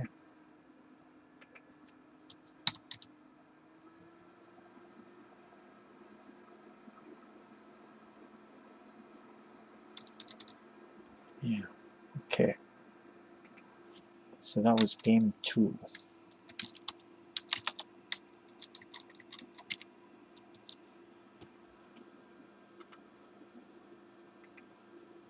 Does anyone have questions or comments so far?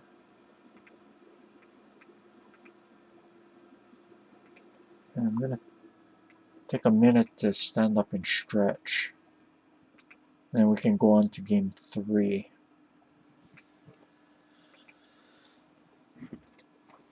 Oh.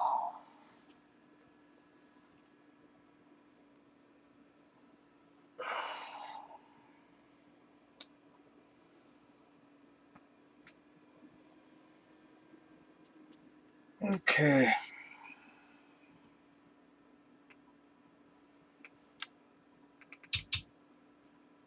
So in this one, instead of doing the 2-6 pawn push, I decided to go a different route.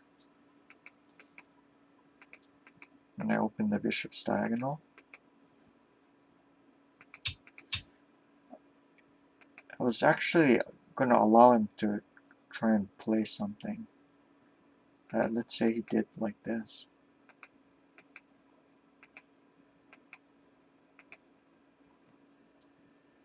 I'm just allowing him to play what he usually does.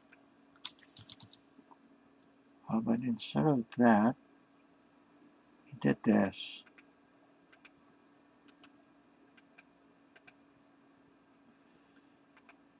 And I did that.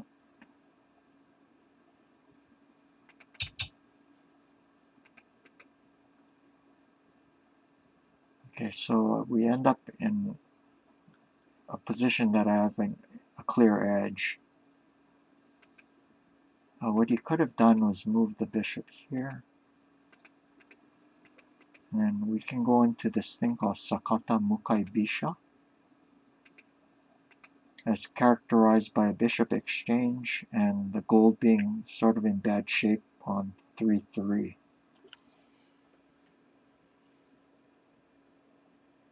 I never thought it would happen, but there's professionals that occasionally play this. It was a very old opening played in the early 1900s by a player called Sakata Sankichi, and it never really caught on. The way he opened was a bit, I mean, it's considered a bit eccentric.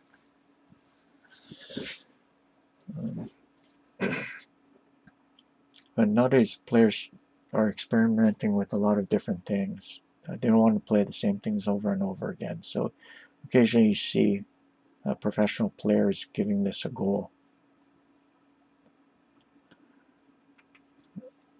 But it's still fairly rare to see.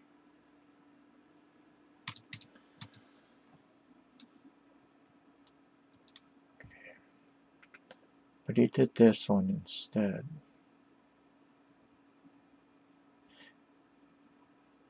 And then I can just exchange my rook pawn.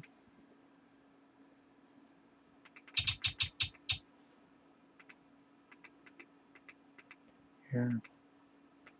And then this.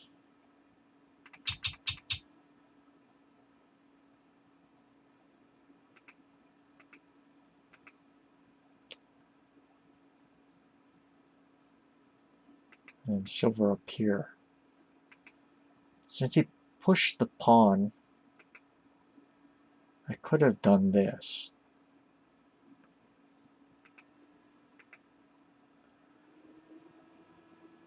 Yeah. And maybe move the bishop somewhere. Like that. Yeah, I have clear advantage. So that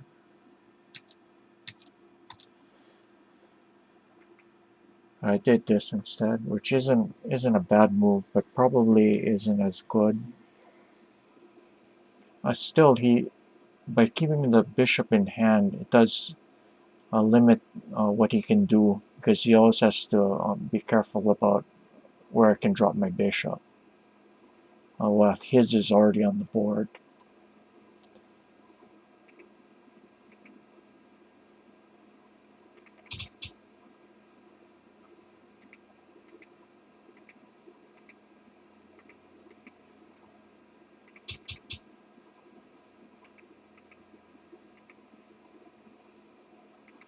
Whoa, sorry, I moved the wrong piece.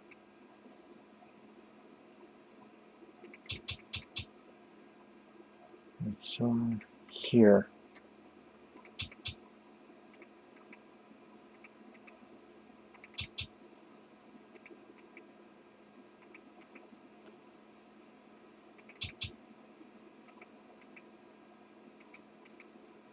And I played this just to stop him from getting a silver out.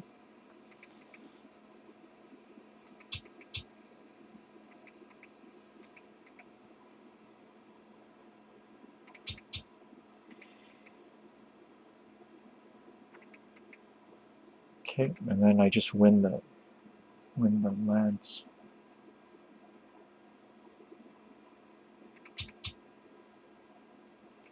Did this, but maybe he should have done this. This way, at least he's protecting the knight. I mean, the position's still pretty bad, though. But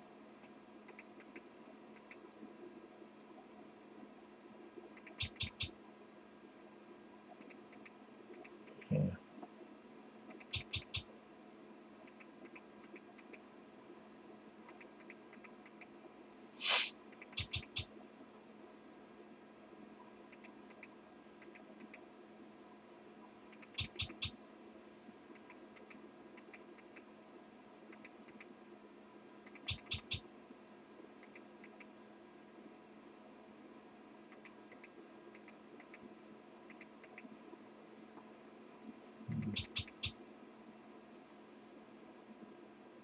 Then I did this.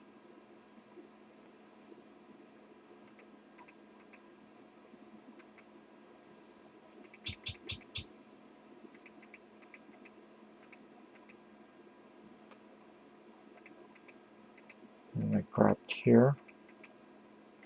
And then I dropped pawn here.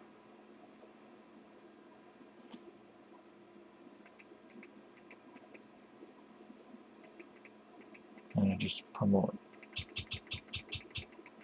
Yeah, and then resign.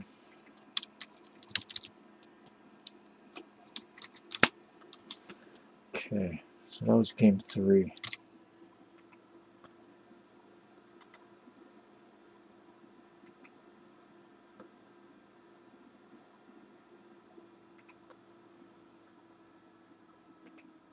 Okay, and then we go on to the last game. Split the board. Whoops. This one. So this time he tries to do Ibisha himself.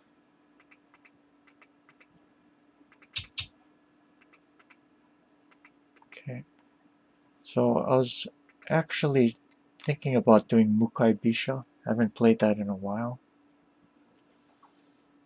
I also play Sanken Bisha and Shiken Bisha. Occasionally Naka Bisha, but not as often. I could actually still do that. I did this, but if I wanted to play Huribisha, I could have done this. I just decided to go into Kakugawari.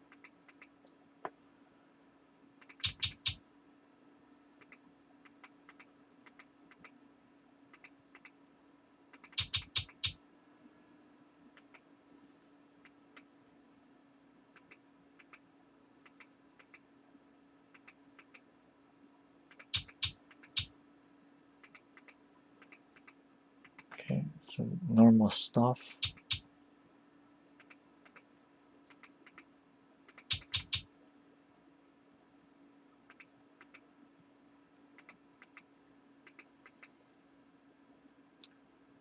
And now I think I did 5-6 silver, right? No, I moved this guy back.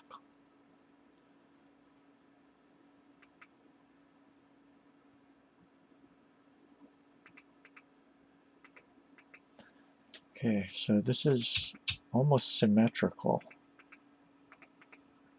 Except I don't have my pawn here. And his rook is still here. So maybe he could have spent a move and moved the rook back. Okay.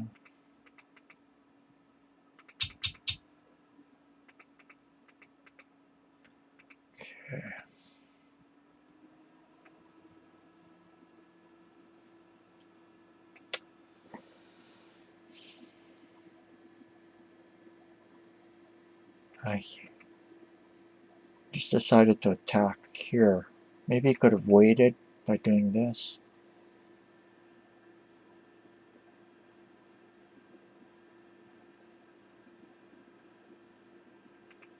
But if I do this, then it's symmetrical and he can go on attacking. Maybe like here. But I grab here, and if here,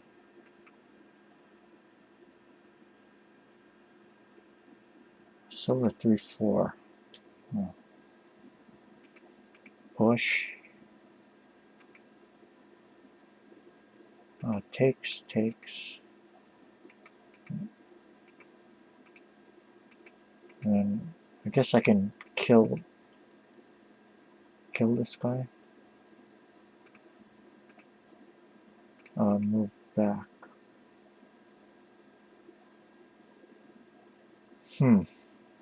Yeah, not so good for his son. If I did this, maybe that's a little bit too accommodating. See, this time I can't kill the knight.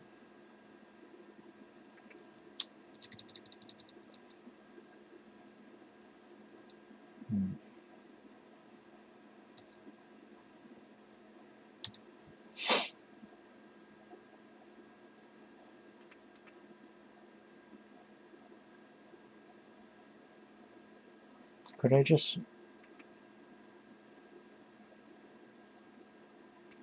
do that?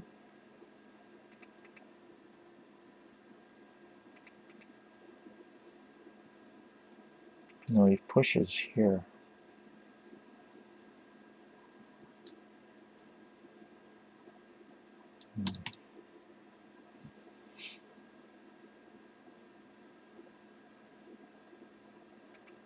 Here.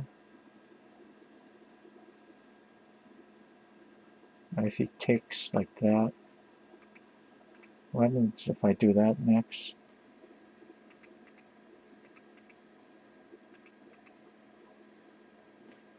Yeah, he threatens 7-4 pawn. This is no good.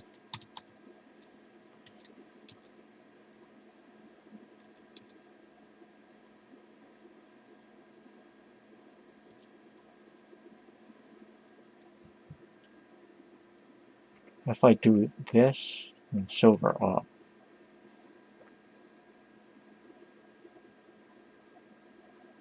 Yeah, that's also no good.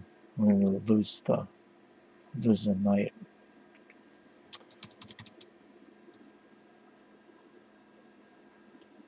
If I grab... Wait.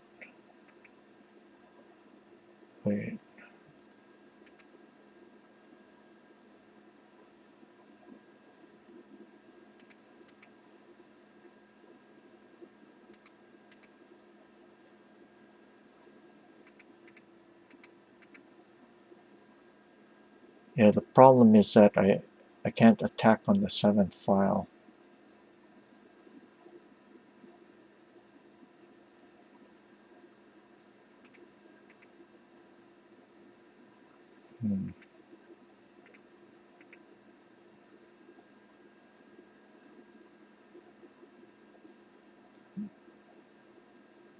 This actually doesn't work because of this. If the gold takes, then there's a 3-8 bishop fork.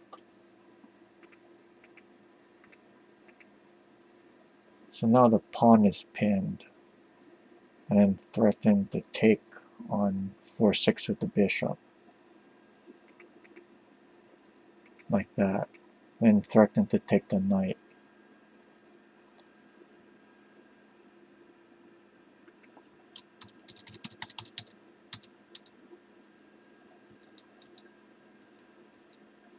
Yeah, so not 6/6 pawn, 5/6 silver, and then threaten to take the knight.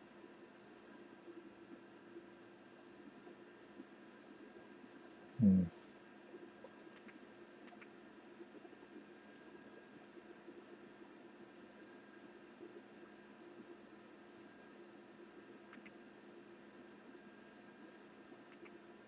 Okay, threaten 6/3 pawn promote, sort of mirroring that situation with where the silver was dropped on 4/7 a little earlier.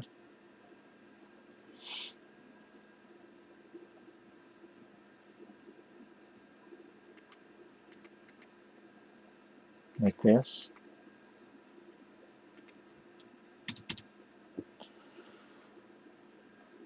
Yeah, no good.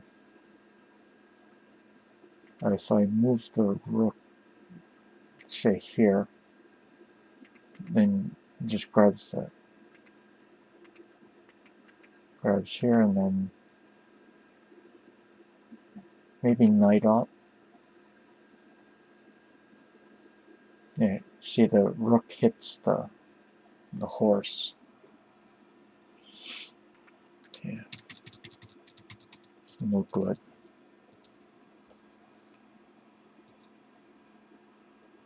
So instead of that, let's say silver takes, and king here.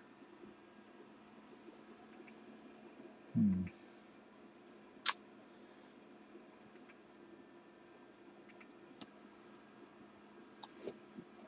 Yeah, maybe this is just a game.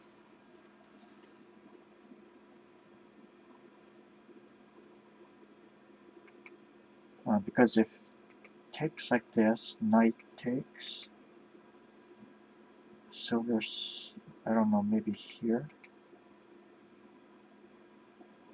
Then I have that tactic again. You see this often in this situation.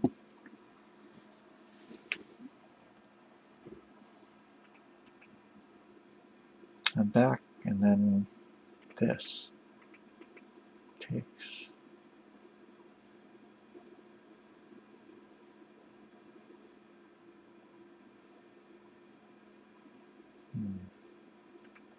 I can take here first. Uh,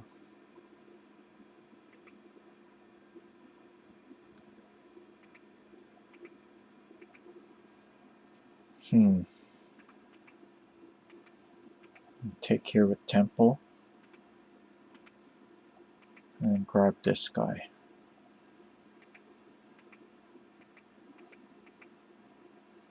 Gold takes, and then I guess I'm going to lose a rook.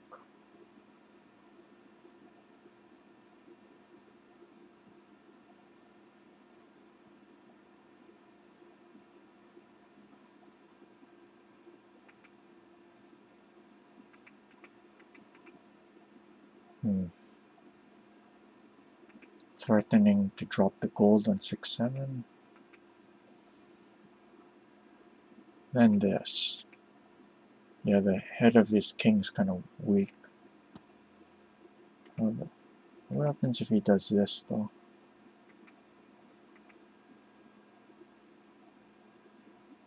Maybe just pawn anchored gold?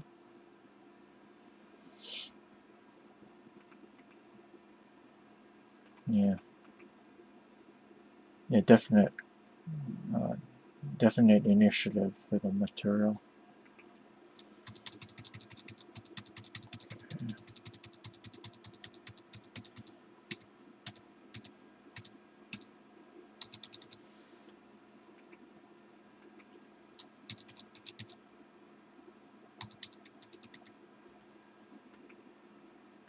He did this, though.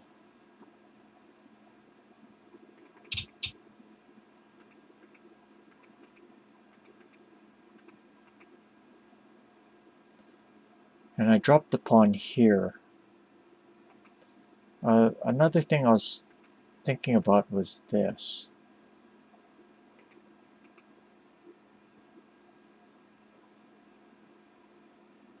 This might actually work.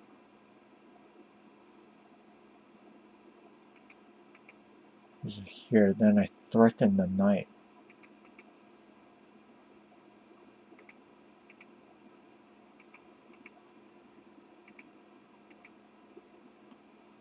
What happens if he pushes? No, I still threaten the knight. Yeah, this looks good.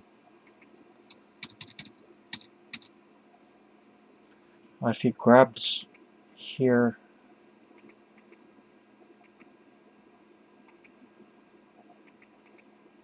I guess I can just keep attacking the rook.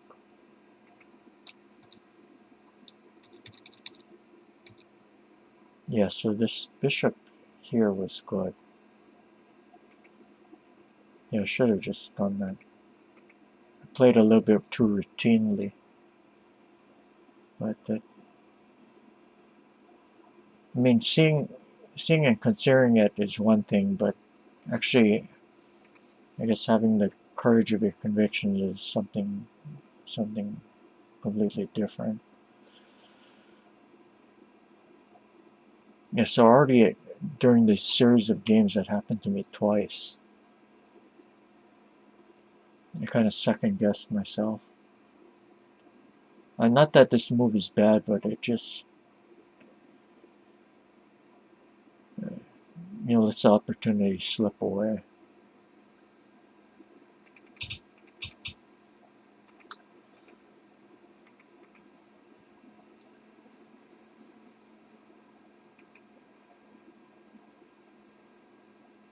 Yeah, I guess this is also possible.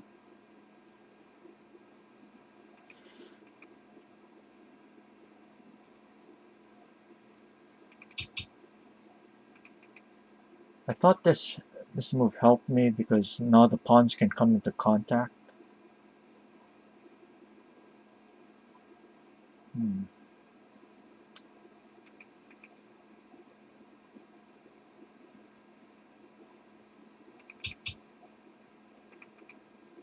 But of course he did have this.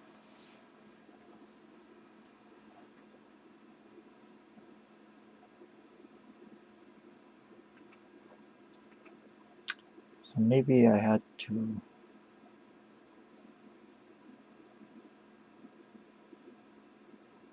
do something different. I don't know if just pulling this guy back.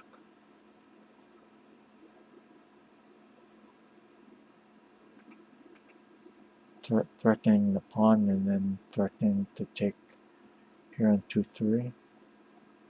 Then I can do this.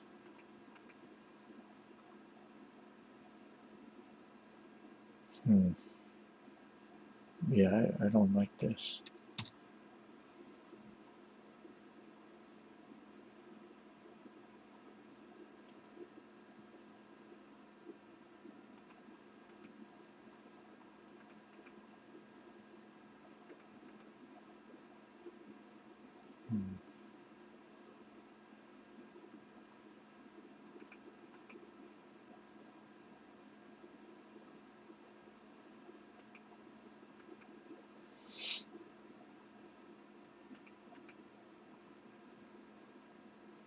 Yeah, somehow this didn't turn out too well.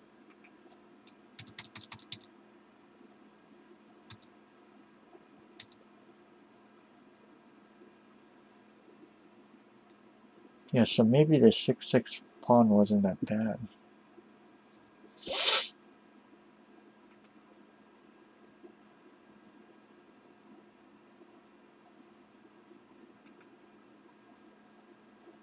So that's why maybe this would have been made more sense.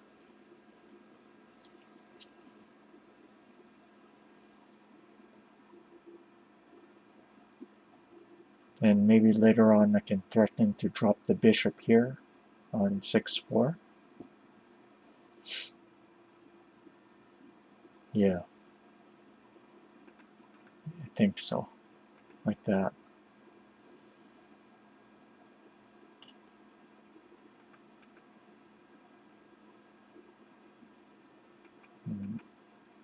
Yeah, it's just building moves. Okay. But I was too intent on doing my 3-5, excuse me, my 7-5 pawn, pawn takes and then knight on.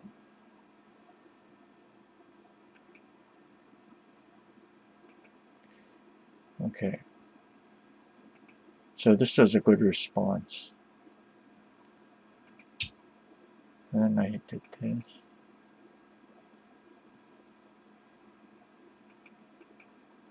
Maybe he could have taken here.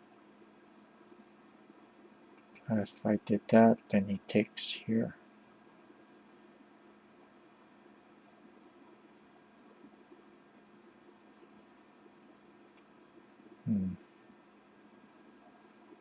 I don't know.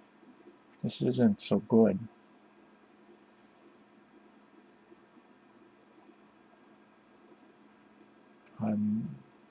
Knight here, and then you just take here. If takes, and yeah, this is no good.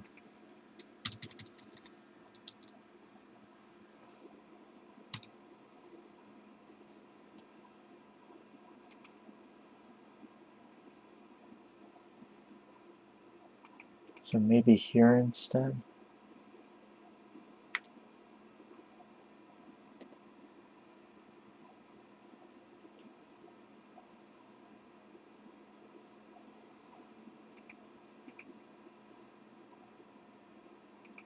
Maybe this.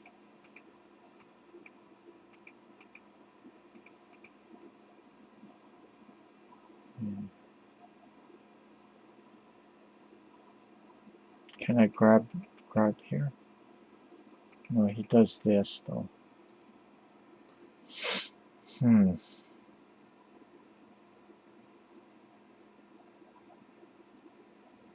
Yeah, that doesn't look good.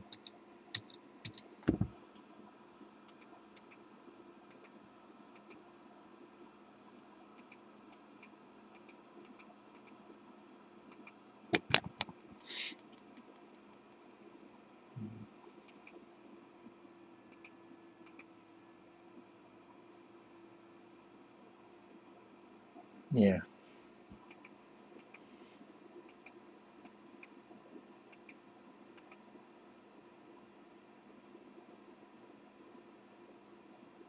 Okay, let's go back.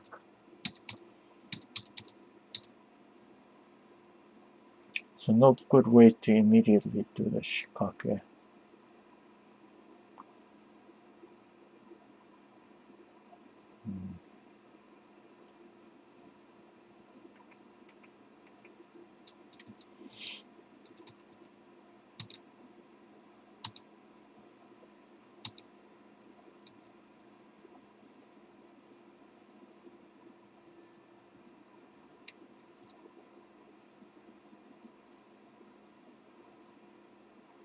I don't know if it was because the shikake didn't work because the silver's here, or it's actually mainly because he has the pawn in hand. So he threatens to play 7-5 pawn. That might be the difference.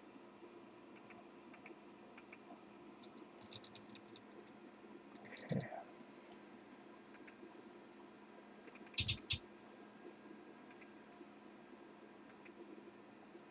So taking with the silver was a mistake.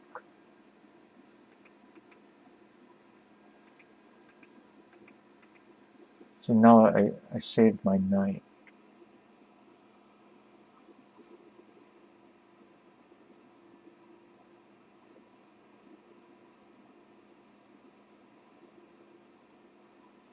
Oh wait, no, he has this.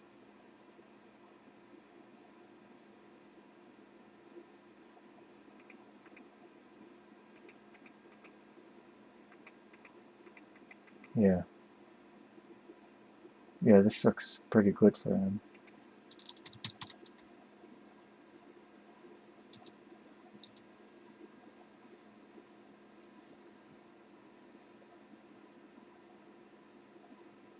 Oh, what happens if knight here?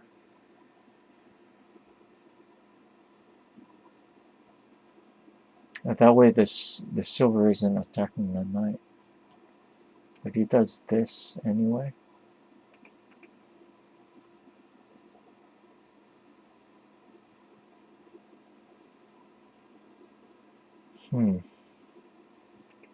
If here?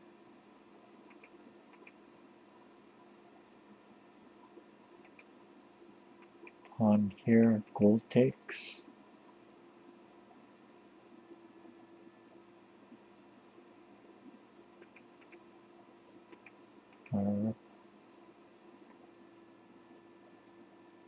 And like that.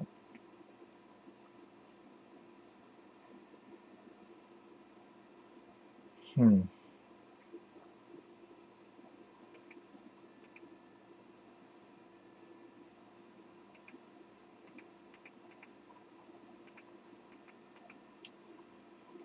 not completely clear.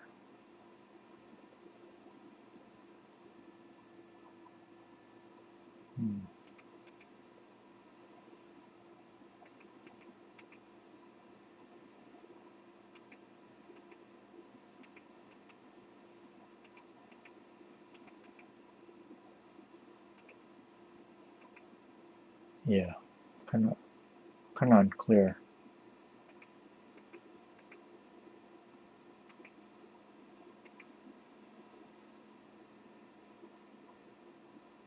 Yeah, I don't know. Let's go back. Yeah, so this knight here. Okay. They could get the advantage.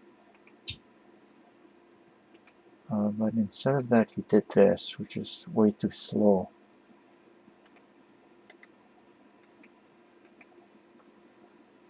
I don't have to respond to it. I can just do this.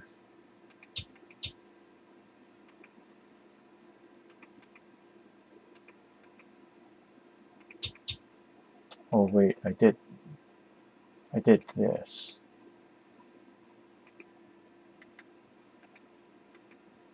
Could have also taken the silver.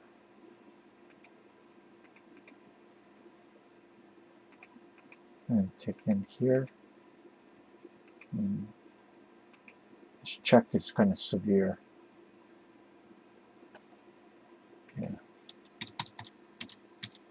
Okay. I'll read it here.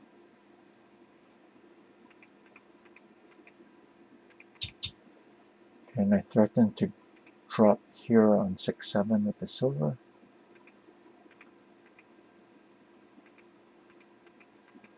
And I did that.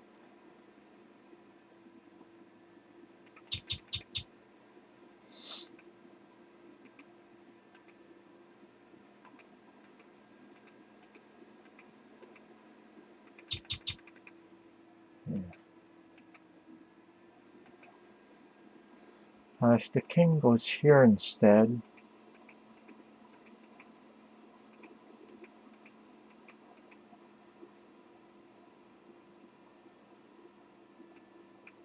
now I have this.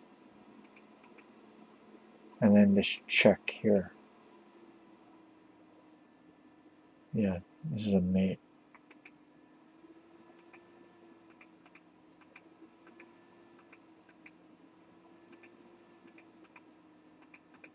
Yeah.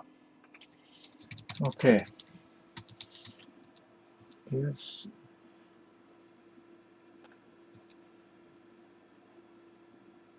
If you had defended like this is a net body. You could still drop here though.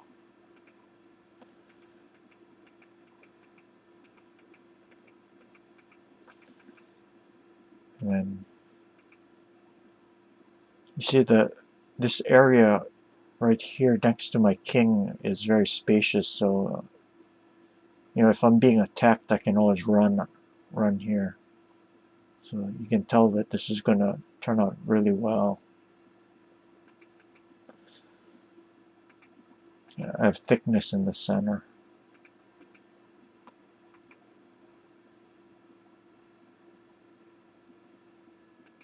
Oh, I don't, does not promote.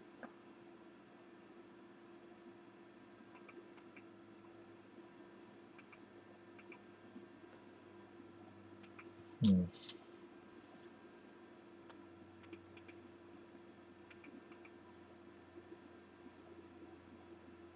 Okay. Yeah, this is. Could I take here too?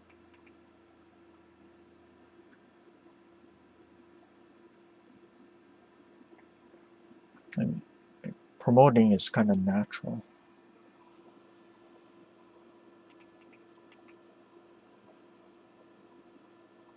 What does that do? I just take it.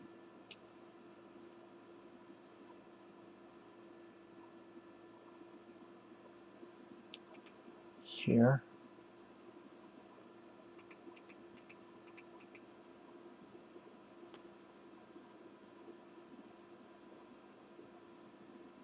I just escape this way. If I grab here, he can drop the silver. He drop the silver like that.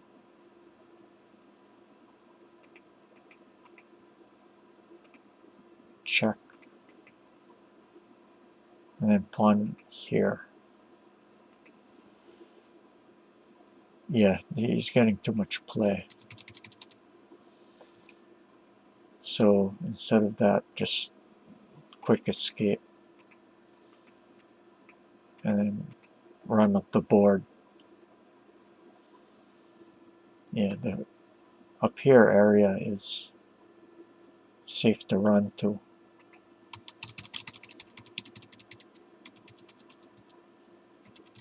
Okay. Alright, so I guess that's it for this game. Game 4. Alright, thank you to everyone who joined us today. If you haven't already done so, please give me a follow if you like this. And if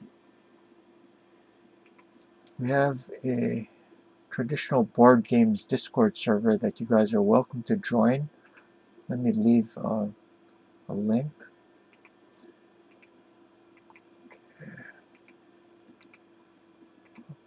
Paste that to chat. There you go. If you do join, please be sure to get a shogi roll so that you can see the category, the shogi categories. And anyway, please also consider supporting the stream by donating. You can do that by clicking on the blue Pac-Man ghost. Okay, I do give a lot of do a lot of teaching streams and offer private lessons. If you're interested in this, you can contact me at Alexei, ALEXEI 2539 @gmail.com. I'm looking forward to hearing from you. Thank you for joining me today. Take care. Bye.